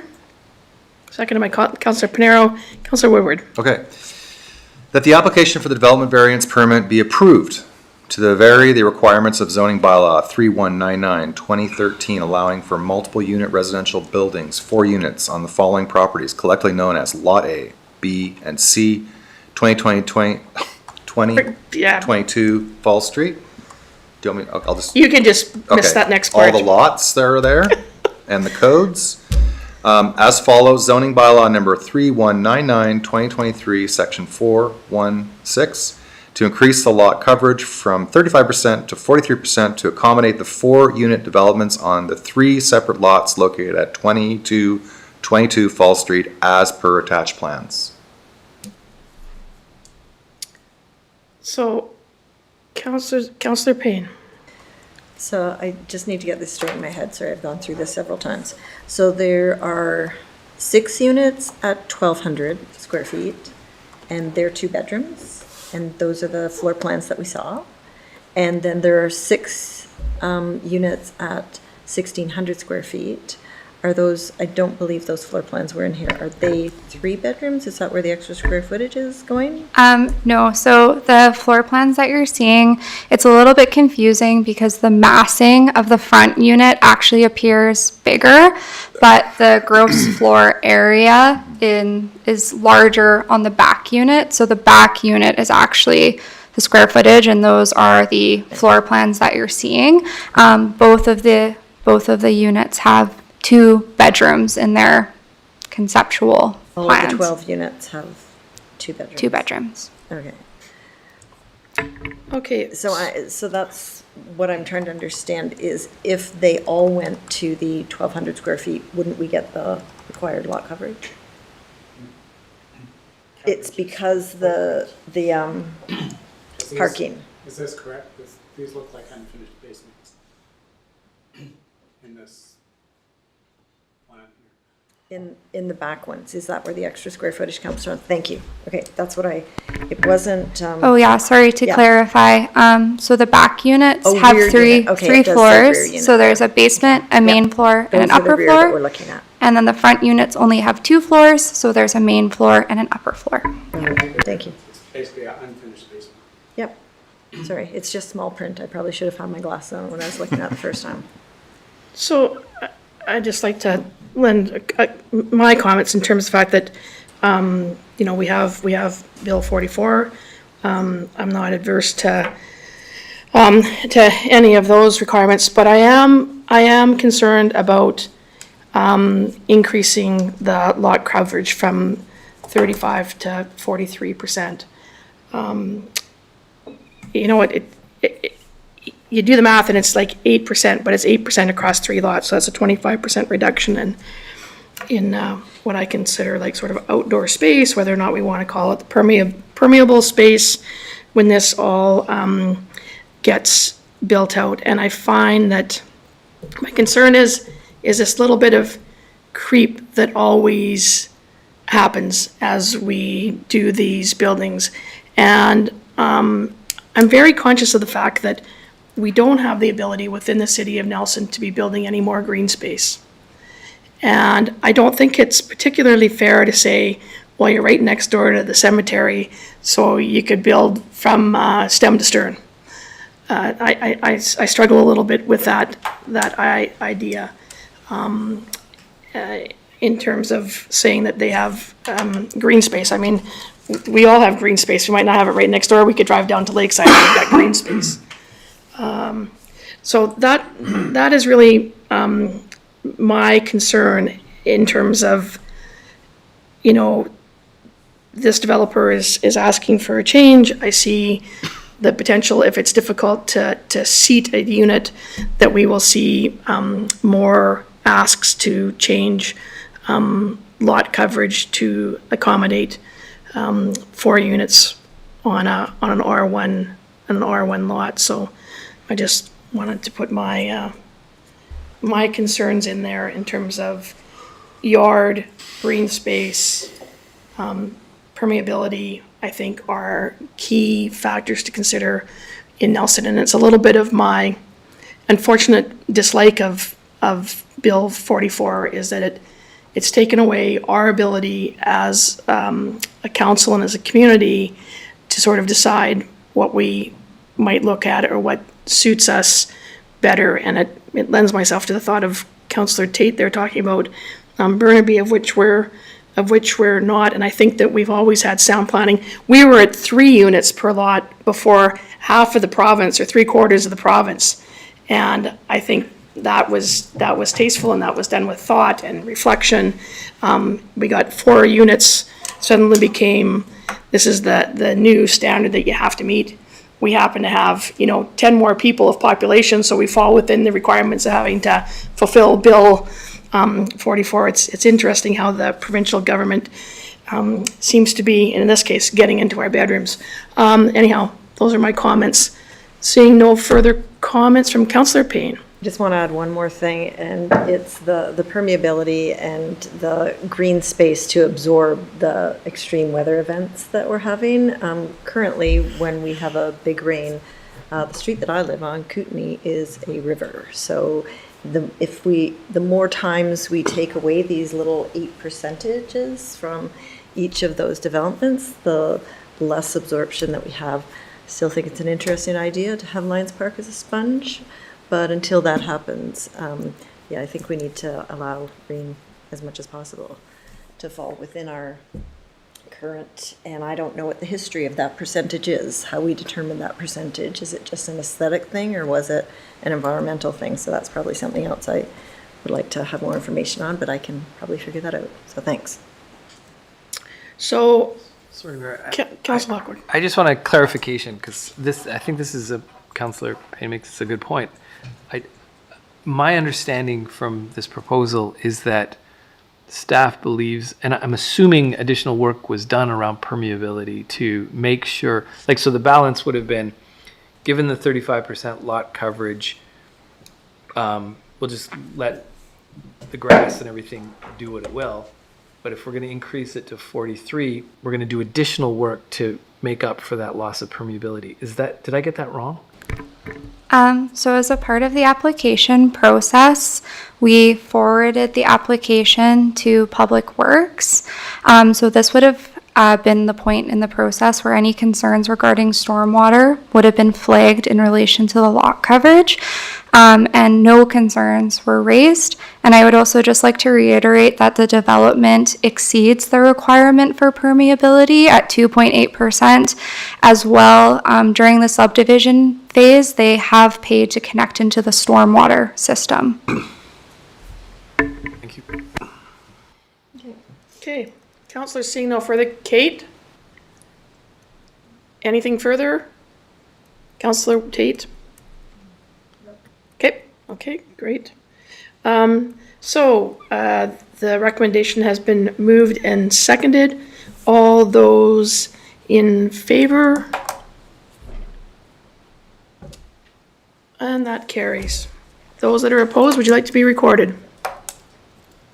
No. Councillor Tate, I didn't see your vote, so I'm just going to go with this recommendation is passed. Okay. There we go. Thank you, Councillor. I think very good discussion. I think that we're going to see, as we try to implement Bill 44 in our community, we are going to see a lot of action around. Mayor, not to start a new agenda item or anything, but I recall a number of years ago, we started having conversations about the horse trading that could happen around parking and the different options that came out with things like trading off the Kootenai car share. And I'm thinking in the context of that, based on what Councillor Tate had brought up, would it be possible some point in the spring to have a workshop or to have a conversation about proximity to a park and how that might impact the necessity to have park space, the different trade-offs between lot coverages and what our policies kind of steer people towards versus away from. I'm sensing a need around the table to want to dig into this topic a little bit more if we haven't already enough, but. And I do believe that planning has on their work plan, and I might be mistaken, but I'm sure Natalie can address it, is that to look at this, because that's one part of, within Bill 44 and the additional bills there was to have more, it wasn't a rule that was hard and fast. Yeah. The hard and fast was the 4. Yeah. The rest of it is soft. Yep. And so we did the hard work only because it was easy to go, oh, there's a number 3, we'll change it to a number 4, and we'll have some plans to work with. But the intent has always been that that would come back for further discussion in terms of looking at that. So I think that you're going to see that come back. It's on their work plan. So I think that Councillor Page, you will see that work coming to a council meeting in your future. Great, yeah. I think the other thing is, we're doing the OCP. It's going to talk about green space. It's going to talk about neighborhoods, all those, that's the robustness of the OCP. So any of those type of questions, on that, how neighborhoods develop out, is the OCP question. That's the whole point of the new legislation. Pay attention to the OCP, because that's going to dictate what development happens in neighborhoods. So again, I think we're in draft pretty close to getting that out to community, and these type of developments is that good touch point. What does that look like? I know Bill 44, we do still have to do that work, because you can't frustrate the legislation by having too restrictive of lot coverage and height and all those things. If we frustrate the intent of the Bill 44, then the indication is they may regulate further. So right now we're trying to primarily stay within our existing rules of all that, but the legislation was we are to allow up to 4 units per single family lot, and if things like lot coverage, setbacks, and all those things restrict that too strongly, then we are going to be forced to relax those sorts of things. Okay, so thank you. You're not on the next one. Anyways, thank you, sir. Welcome to the team. You lived through the first round. Very good job. Thank you. Thank you. Sarah. Thank you, Natalie. Up next is item 11C, fees and charges regarding the youth center. The Nelson and District Youth Center offers a safe, inclusive, and engaging environment where youth can develop essential life skills, build social connections, and participate in both recreational and educational activities. While the NDYC is committed to maintaining affordability for all community members, staff find it necessary to implement a marginal increase to the fees. Council is now being asked to pass the first three readings of Fees and Charges Amendment Youth Center Bylaw number 3617, 2024. There's a recommendation in front of you, councillors. Councillor So moved. Page, second by Councillor Lockenberg. Councillor Page. Do you want me to read it? Yeah, please. That the Corporation of the City of Nelson Fees and Charges Amendment Bylaw number 36172024 be introduced and read a first and second time by title only. Okay, so that's been moved and seconded. Any discussion, councillors? Councillor Payne. I'm interested to know, are there any, I didn't find it when I looked on the website and I didn't have a chance to reach out, but are there any programs that allow families that cannot afford the full funding to still get a spot in the program? Yeah, we basically have a philosophy of nobody gets turned away. So if you can afford to pay, that's awesome. If not, it's a conversation that that family would need to have with the manager. And we'd find a workaround. Okay, I didn't see anything like that on the website. There's nothing like that on the website. Okay. Yeah, I just did some comparison shopping and it's not an inexpensive program to go to. There are others that are significantly less in the city. Okay. Councillor Tate, sorry. That's okay. One thing I recall from going to the provincial workshop on childcare is that there's a lot of grants and funding available for programming if you are this is not the right word, but like a registered care provider. And I think one of the hoops that we need to jump is by having an ECCE on staff. And I understand that we do. And I was curious about if there's any notion to jump some of those hoops to become, it's not the right word, licensed maybe, childcare, so that we can access some of those grants? May I? Yes, okay. Please. So we've talked a great deal about licensing, becoming a licensed childcare facility. It is a youth center and not necessarily a childcare facility. So we want to make sure that we are accommodating youth and we're attracting youth rather than small children. There are hours during the day that we do run programming for, like daycare services. We don't provide the services, but we provide the space.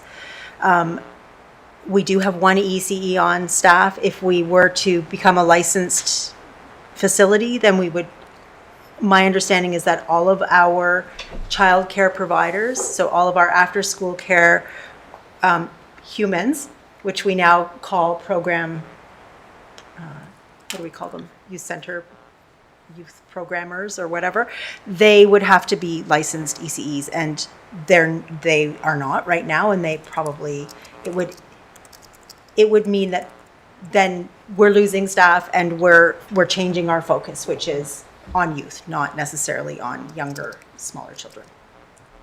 Right. Yeah, no, I was thinking more of the after-school programming, but maybe that's just like a whole other can of worms as well. Because I know licensing, there was also a big booklet about all the requirements for being a license, but I was curious about that after-school component. It still would require us to have, so right now, only the manager is an ECE. So, right, which, I mean, it would mean that we would need to then hire a whole different group of individuals to run an after-school program for younger children. And the ratios are quite different than what they are now with youth, so to speak. Gotcha. Okay, thanks for that. So it sounds like you have looked into it. Yeah. Thank you. Yes, we have. So just for clarity, it is for 5 to 12-year-olds. So what do you, the weekday warriors? Yes. That's what we're talking about? So you mean younger than 5? Okay. There. Councillor Page. I think it's a great topic to bring up, and I just want to reflect some of the conversation we'd had at our most recent Nelson and Area Childcare Committee that has now had its third meeting as part of the economic development work we're doing. And we have stakeholders from many of the providers, including the province there. and a conversation was brought up along these lines. I don't think we had the opportunity to have Terry Lynn with us this time. She's been to one. Yeah, exactly. But there is a caveat to, I would just suggest there's a caveat that when it comes to local government, the provincial representative, whose name is escaping me right now, had made clear that they are amenable to exemptions for local governments when delivering programming to not have to meet those same all or nothing requirements. And there are examples of that in the province. Because something similar was brought up at that table on Monday, and she was like, well, some local governments, they've asked for approval and we've provided it. So anyway, Terry Lynn's going to continue to participate. So my other caveat there is, as we keep developing that work, the youth center is certainly one of the many facilities that delivers programming. And so if there's an opportunity, I think it's going to be born out of that table. And then you'll look at it again. Yeah, so we're focusing on fees and charges. The resolution number 1 has been moved and seconded. Any further discussion about the changes, which look like it's affecting camps, which are going to $35 a day from $33, and weekday warriors, that's going from $18 to $20 per day? Is there any further discussion? Kate has her hand up. Kate? Councillor Tate? No. Okay. Nope. She's saying no. Okay. Sorry, that's just forgetting to put it down. Okay, so I can't see you, so I really depend on Sarah, who can see you, because you're not coming up on our screen here right now. Okay, so once again, councillors, all those in favor and those opposed, and that carries. Those opposed, do they wish to be recorded? Councillor Payne, Councillor Tate, did you vote in the affirmative, or? I did, yeah, I voted affirmative. Okay, thank you. Councillor Tate, Councillor Payne, sorry. I'll let you know. Thanks. Okay, thank for you. asking. And the recommendation number 2? Move. Moved by Councillor Woodward, seconded by Councillor Lockenberg. All those in favor and opposed, and that carries. Okay. Thank you, everyone. Okay, moving on to the Hydro Services Bylaw.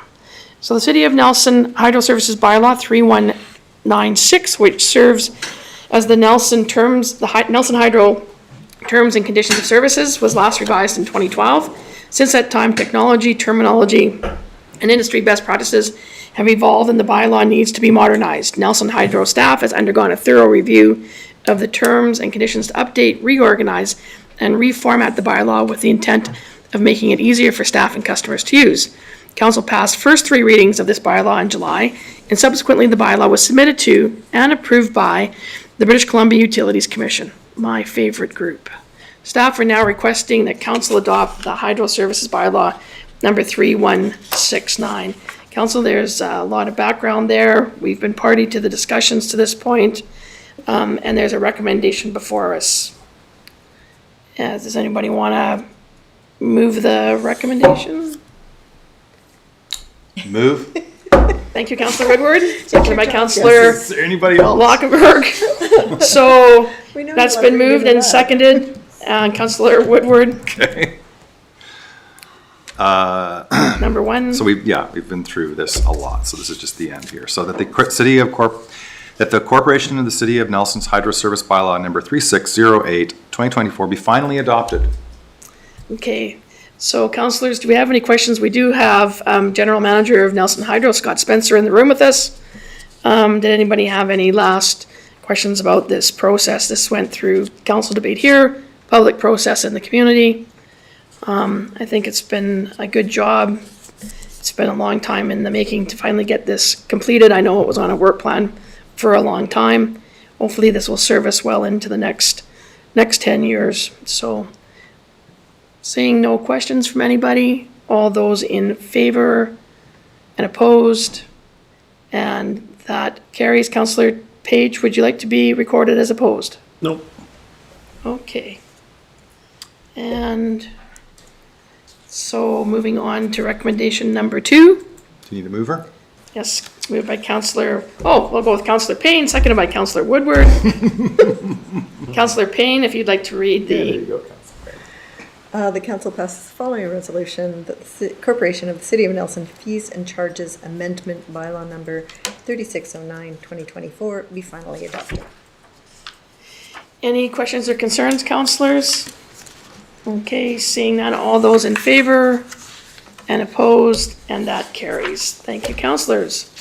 Okay, moving on, as Hydro Manager Spencer stays in the hot seat, to 11E. On September the 24th, 2024, and October the 25th, 2024, Nelson Hydro presented to council with regards to its 2025 budget and the corresponding need for annual general rate increases from the rural service area. Council provided staff with direction to move forward with implementing a 7.54% annual general rate increase for the rural service area.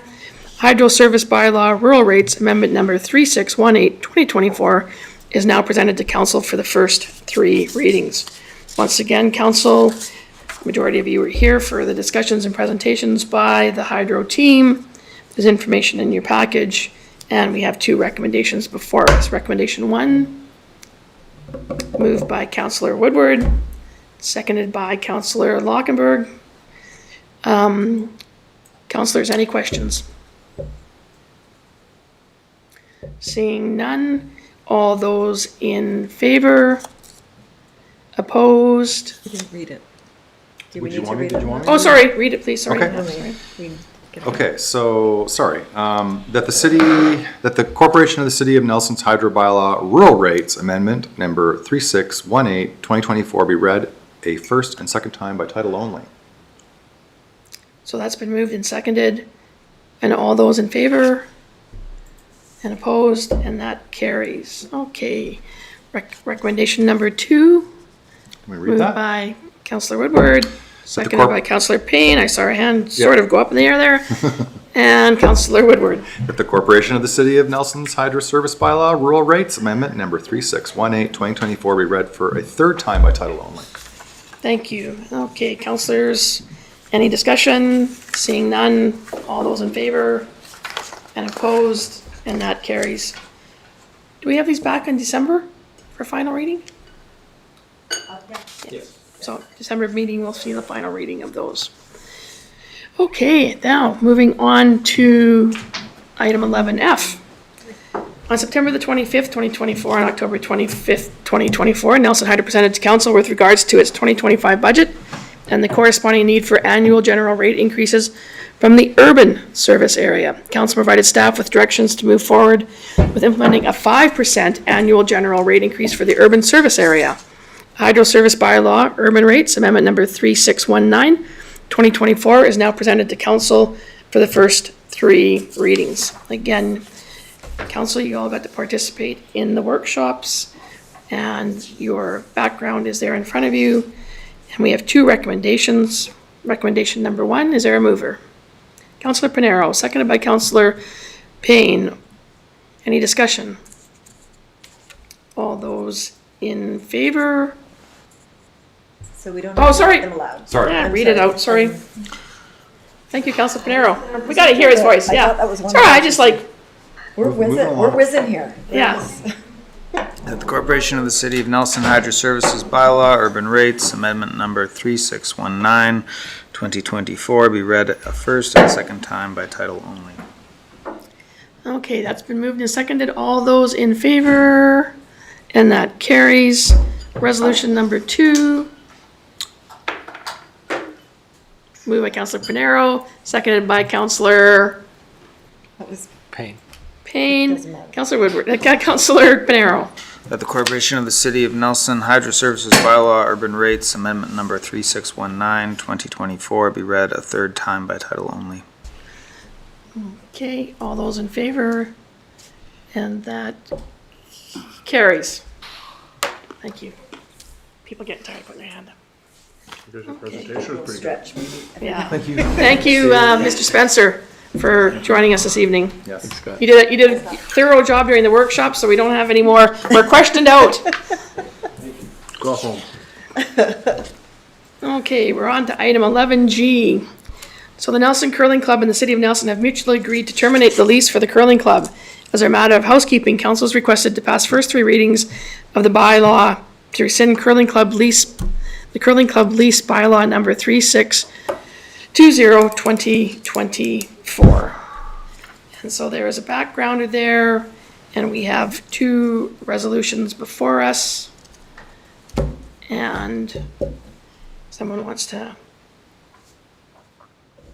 Councillor Pinero, seconded by Councillor Woodward. Councillor Pinero. That the bylaw to rescind curling club lease bylaw number 3620/2024 be introduced and read a first and second time by title only. Okay, I'm gonna allow the CAO just to explain why this is being done, because it is really a housekeeping issue. So. Yeah, sure. Just to, last one to make sure people are, this was originally done by bylaw. That's why you have to rescind it by bylaw. But I think the bigger thing, at least from the Nelson Curling Club, is they just want to make it clear. It's not that they don't have an interest in continuing curling. Basically the lease is frustrated. The building is not in a condition that they can continue on with curling at this time. And this is so that we can manage that building through any upgrades or rebuild if that's the decision of council at the end of the day. And at this time, we'll enter into another agreement with the curling club so they can continue to store their some of their stuff there while these decisions are being made. We're not asking them to vacate, to move all their curling rocks and those things out of there. This is really just a procedural thing to allow that space for council to make decisions and for the city to do repairs if that's the decision that's made by council at that time. Okay, any questions for the CAO? Okay, seeing none, all those in favor? I don't think I have a mover in a second. Yeah, it was moved by Pinero, seconded by Payne. It was me. Oh, sorry, it was Woodward. Woodward was the seconder, sorry. Yeah. My mistake. Sometimes I just glance away and I've seconded. Okay, so all those in favor? Okay, and that carries. Kate, are you hanging in there with us? Councillor I'm Tate? raising my hand every time. I'm sorry you can't see me. I know. And here I said I was gonna be looking for you, but you're just not in my little window at all. We have a second resolution The there. corporate officer can see me. Okay, that's good. She'll let me know if you you're are. voting no. There you Oh, are, hi. Kate. You're there. Hi. There you are. Okay. Would you like to move number 2? Resolution number 2 Of the curling? of the curling? Sure, I can move resolution number 2. Yeah, Okay, there we can go. do. And a seconder. Okay. There you go. Councillor Payne, Tate, do you want to read that out? That the bylaw to rescind curling club lease bylaw number 3620/2024 be read a third time by title only. Thank you. Okay, councillors all in favor, opposed, and that carries. All right. There we go. Just proof that we can have participation by Zoom. Okay, we have no recommendations coming from staff. We're on to item 13. We have a number of minutes before us. We have minutes from the NAEDP Coordinating Committee, Nelson Public Library Board, Cultural Development Committee, and the Nelson Housing Committee. We have a number of them there. They are received for information. Did anybody have any that they wanted to pull out for discussion? Councillor Page. Procurement, are we at purchasing report? Or are we? We're on minutes. Okay, never mind, Minutes, next. yeah. Putting myself on the list Oh, for the okay. next one. So, seeing as how nobody wants to pull one out, can items number 1 through 4, can I have a mover for receipt of information? Moved by Councillor Page, seconded by Councillor Locke. Second. Thank you. There we go. Seconded by Councillor Tate. And all those in favor? And that carries. Okay. Now moving on to the reports. So we have reports in front of us from Finance, Development Services, and the Q3 Purchasing Report. Their action is received for information. I'm understanding, Councillor Page, you would like to pull out number 3 for discussion. Yeah. Okay, if we could have a mover, if there's nobody wanting to make comment on items 1 and 2, I would ask for a motion for, oh, Councillor Payne wants to pull something up. Maybe we'll do these one at a time. Let's try Finance, item number 1. Can we move receipt for information, or is there a question there? Sorry, you're not. I'm on you're- These 3. Okay, sorry. I just really have a curiosity around, are we getting a new Herbaloo and where is it going? Because we've paid a deposit. The new Herbaloo will be going at the Transit Exchange on Victoria. Okay, so we need to pay a deposit now because of the long.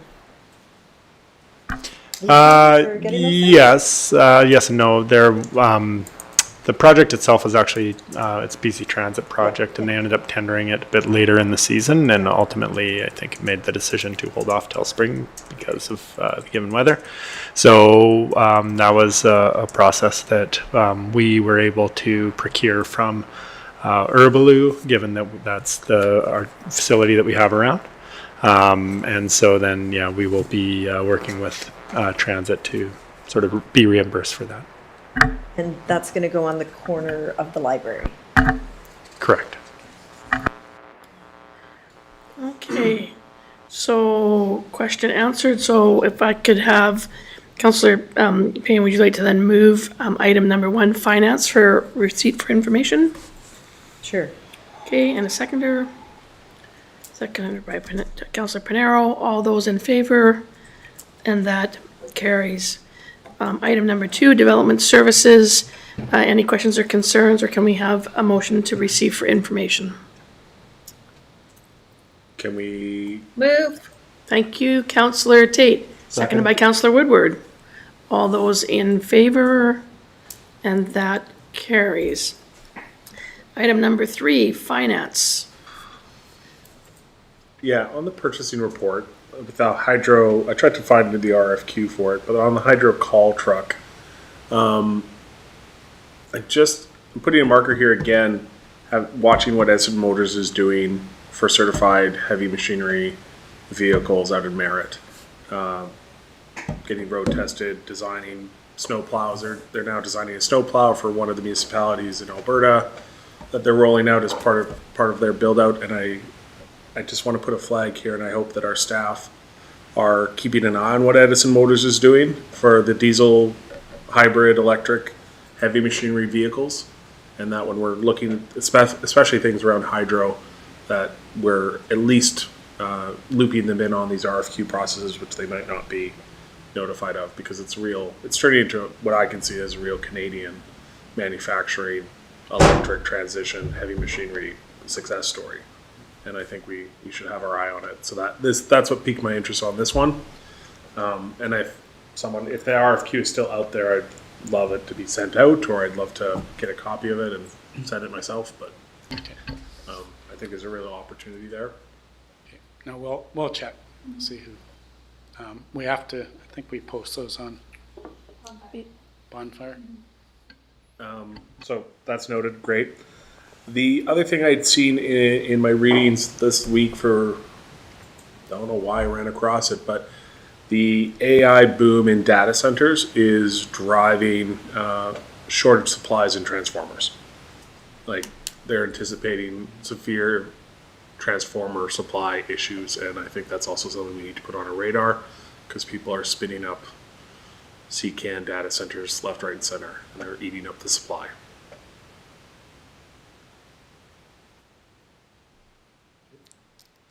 That is all.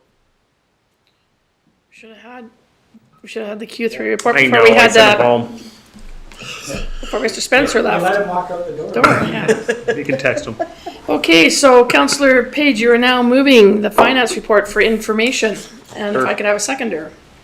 Councillor Pinero, all those in favor? And that carries. Thank you, councillors. Can I go back for just a quick question? Mm-hmm. So on the building report, it says single dwelling units. So that includes single-family homes, laneway homes, and secondary suites. So the duplexes that we just talked about, they're under multi-unit dwelling then? Is that where they would show up generally? Okay, it's just a curiosity. It's not anything. I'm just trying to follow along the trends. And Yeah, I'm not sure what Okay. consider. I can reach out then. Yeah, we'll find that out. It is more than one, so I guess you could say multi, but then, yeah. So it's a secondary suite.